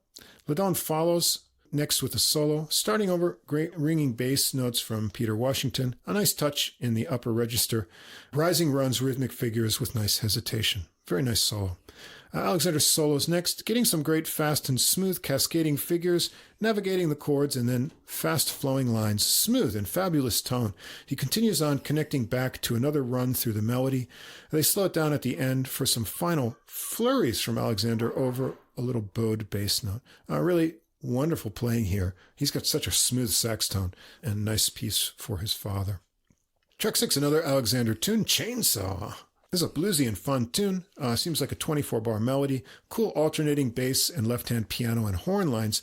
There's some great syncopation in the horn parts here. They go around it twice, and then Serbian guitarist Rale Micic, if I'm saying his name right, gets a solo. A huge, big-bodied guitar tone and fluid but snappy articulation and lots of bluesy ideas. Herring's next with some real edge and bluesy feel, taking things into a little harmonic tension in his solo, and then Pelt follows with a well-constructed solo to a fun, rhythmic, and bluesy climax. Alexander follows him playing some nice speedy bursts of lines in this solo, working up some harmonic tension into squawks and a smooth finish. And then Mike LeDonne follows him, starts out with some dense rhythmic chord ideas, gets some zippy lines, some repeated speedy note and interval bluesy ideas, and some final percussive chords. And they take it around the melody again, some final vamping out and soloing from Alexander as it fades away.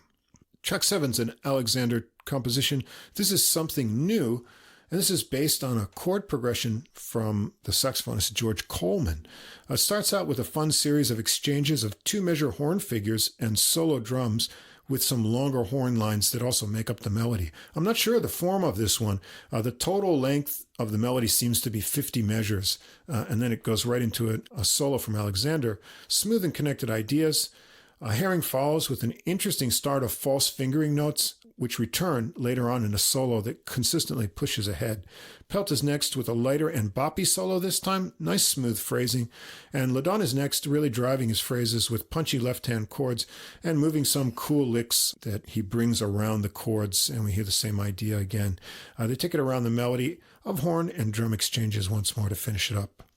Back to Mike LeDonne's composition, Cedarland. Another nod here, Cedar Walton, the great jazz pianist. It's got a solo piano intro, some great flourishes from LeDonne. The horns come in on a really syncopated 16-bar minor melody line that's synced up with what Kenny Washington locks in to on the drums. Then things are off to a driving swing with a solo from Mike LeDonne. It's really driving with great bluesy ideas. Alexander has a sassy and bouncy solo on this one with some slick lines. Pelt follows, including some Freddie Hubbard-like clipped staccato interval ideas, and Herring has some smooth phrases and a real wailing kind of line in his solo, and then Kenny and Peter Washington get some bass and drum exchanges. They take it through the melody with a slowdown on the end for some final flourishes by Mike LeDonne underneath. And we're going to end it up with a 12-bar blues. Mike LeDonne blues it. LeDonne takes around over the trio once for himself before the horns come in with the melody of snappy short phrases and a nice drum break in the final bar. They go around it once more, and Alexander comes out of that break in a solo. He gets some great bluesy cries in between some more reaching and fast snaking lines. Pelt has a sassy and bluesy solo, a little half-valve note in there, and he uses the short phrase idea from the melody in his solo nicely. Herring is smooth, and before getting into some rippling double-time lines, all with great bluesy melodic ideas. And here Mike LeDonne gets a bouncy bluesy solo with some speedy lines too. Peter Washington has a bass solo, some cool triplet lines, bluesy licks, and Kenny gets the last word on the drums, and they take it around the melody twice to end it. So, the heavy hitters, some of the top players out there showing us that there's still a lot of life and creativity in the hard bop idiom, fun, original tunes, enthusiastic ensemble playing with great solos showing off their unique personalities that come shining through in each tune. I never get tired of listening to any of these players in any combination. You can hear a lot of Herring and Alexander's recordings together, a great live recording they did as well. But put them all together, you've got a real powerhouse group. Yeah, heavy hitters indeed. This really knocked me out, to be honest. I think it's really a must-hear album if you're a jazz fan. It's some great playing, and even with all that great playing, I really thought, you had even mentioned this too, that Jeremy Pelt really stood out. Yeah. He really wails throughout the album. He certainly grabbed my ear. It's the best I've ever heard him too, and I think you've heard him a lot more than I have, and you had said something similar. I think my only complaint about this is that the recording's a bit thin on the bass end. The bass is kind of far back. It's faint in the mix. Otherwise, though, it's clean and clear, capturing the brass instruments, which are very upfront and brassy. They sound fantastic. And the quality of their sounds is particularly well caught. Yeah. The performances are all great. Standouts for me being, as I said, Jeremy Pelt, who sounds uniquely inspired on this album. He's got a hot sound, and he's athletic in his playing. And I also like Vincent Herring a lot, too. Equally athletic and energetic playing. And also the hard-hitting Kenny Washington on drums. When he plays with Bill Charlap, he doesn't hit the drums this hard. He sounds a lot different here. Yeah, and I think Mike LeDonne is also impressive on piano. So it was good to hear him there. I think this is an exciting album, and people should hear it. It's got that New York kind of high energy, kicking ahead. Lots of good rhythms. Every tune is sort of like pushing it forward. It's got a lot of different personalities expressed in the solos, and you're kind of wondering what they're going to think of next, what kind of mood is going to come out of this tune. So yeah, definitely check it out. Mike LeDonne is one of our favorite players, and it's interesting. He can express two different personalities in his organ playing and piano playing. When we talked to him last time, I asked him if he had a piano recording in the works coming up, and at that time he didn't know. But I'm glad that this one came out, and he got these players together for it. It was really exciting. It's pretty fantastic, and it really shouldn't be missed. And there it is. There it is. Yeah. 2 years of adult music. 2 years of adult music. What was that? What was that Beatles line from that song? It was 2 years ago today. Adult music began to play. Is that how it goes? It was more years remember. than that. Yeah. I don't remember. It was more years than that. 20 years, I think. We got to wait more. Yeah, Okay. Well, I want to tell you a little. So we got through a lot of music today, and in about 2 hours. So I just want to. It reminds me of a story about Richard Strauss. He used to like to play. I guess it was whist, the card game, after like concerts. So if the concert was going long, he would conduct the orchestra faster so he could get to his game on time. And I'm just wondering, we've got this big dinner spread waiting for us downstairs. And I wonder if we're just kind of trying to get through this faster to get to the big second anniversary feast. Yeah, it's a little earlier in the day than we usually record, too. So there it is. 2 years of adult music. Thank you, listeners, for finding us, being with us. Tell your friends about us. Yeah. Thanks to Fast Signs of Staten Island for our glowing neon logo. Always catches the eye. And actually, we don't have a preview for you for next week because we're going to hash that out over some barbecued ribs later. We're recording a day earlier than usual, so we haven't worked this out yet. What we're going to do next week? For next week could go in a number of different directions. But if you want to find out, get those recordings soon after this episode gets published. A few hours later, I'll put up the playlist. Yeah, I think one of them might be a Hyperion recording, so you won't be able to hear that one. But we'll give you the site. Yeah, give you the link to that. So you can check out on Deezer to get that, or come over to our Facebook page, and I post a link to the Deezer playlist if you want to know the recordings for the following week, and you can start listening early. Otherwise, be sure to check back during the week. Come over to Facebook. I'll put up lots of new jazz recordings as they come out that we may or may not get to on the podcast. If you need some new listening during the week, I can always come over there after I scour the new release lists early in the morning, 4:30 with my coffee. There I am, rubbing my eyes and that's impressive. To them. That's impressive. Yeah, I don't want to miss anything, Yeah. And what's the weekend now? I actually didn't have time to check them today because I was smoking those ribs. So tomorrow I'll have to do extra homework, but all in the name of finding the best music to listen to. So that's always time well worth spending doing Absolutely. Something like that. So, all right, there we go. It's time for us to go celebrate our second anniversary. See what Mrs. Russ has got going down in the kitchen down there. And, wish you could be here with us, listeners. One day. But maybe we'll put up a picture if we feel photogenic later. Oh, we should do that now, actually. Yeah, anyway, we'll be back again next week for episode 103. So until then, keep listening. Gerald Albright, Rhea Schneider, Charlie Hunter, Duke Robillard, Sean Jones, Walter Beasley, Steve Swallow. Something Came from Baltimore is a jazz, blues, and R&B podcast and radio show, and it's not really about Baltimore. Subscribe to the podcast and listen to your favorite artist or future favorite artist. That's Something Came from Baltimore. And be a part of that Be More music scene. Joe Lovano, Jeff Kaufman, Paula Cole, Danuzo Makatani, Ann Passio, Ches Smith, Thumbscrew, mostly. Hi, jazz fans. This is the founder and host of Neon Jazz, Joe Domino. It's both a weekly radio show and interviews with musicians from all over the world, like the Netherlands, New York City, and back to Kansas City, the home of Neon Jazz, covering the rich history and modern world of jazz in a fresh way, featuring interviews with the likes of Arturo Sandoval, Sonny Rollins, Maria Schneider, and countless others. Find our weekly show on Mixcloud. Subscribe to the interviews via iTunes and YouTube. We are Neon Jazz. Same difference. Two jazz fans, one jazz standard. A review of a single jazz standard through music, history, and stories. And this is AJ. And this is Johnny. If you are a jazz fan and you like jazz standards, bebop, show tunes, ballads, you name it. Yeah, we've got them here. We drop a new show on you every other week, and we take a standard and we listen to a few different versions of it. Same difference. Come join the fun. Looking forward to seeing you.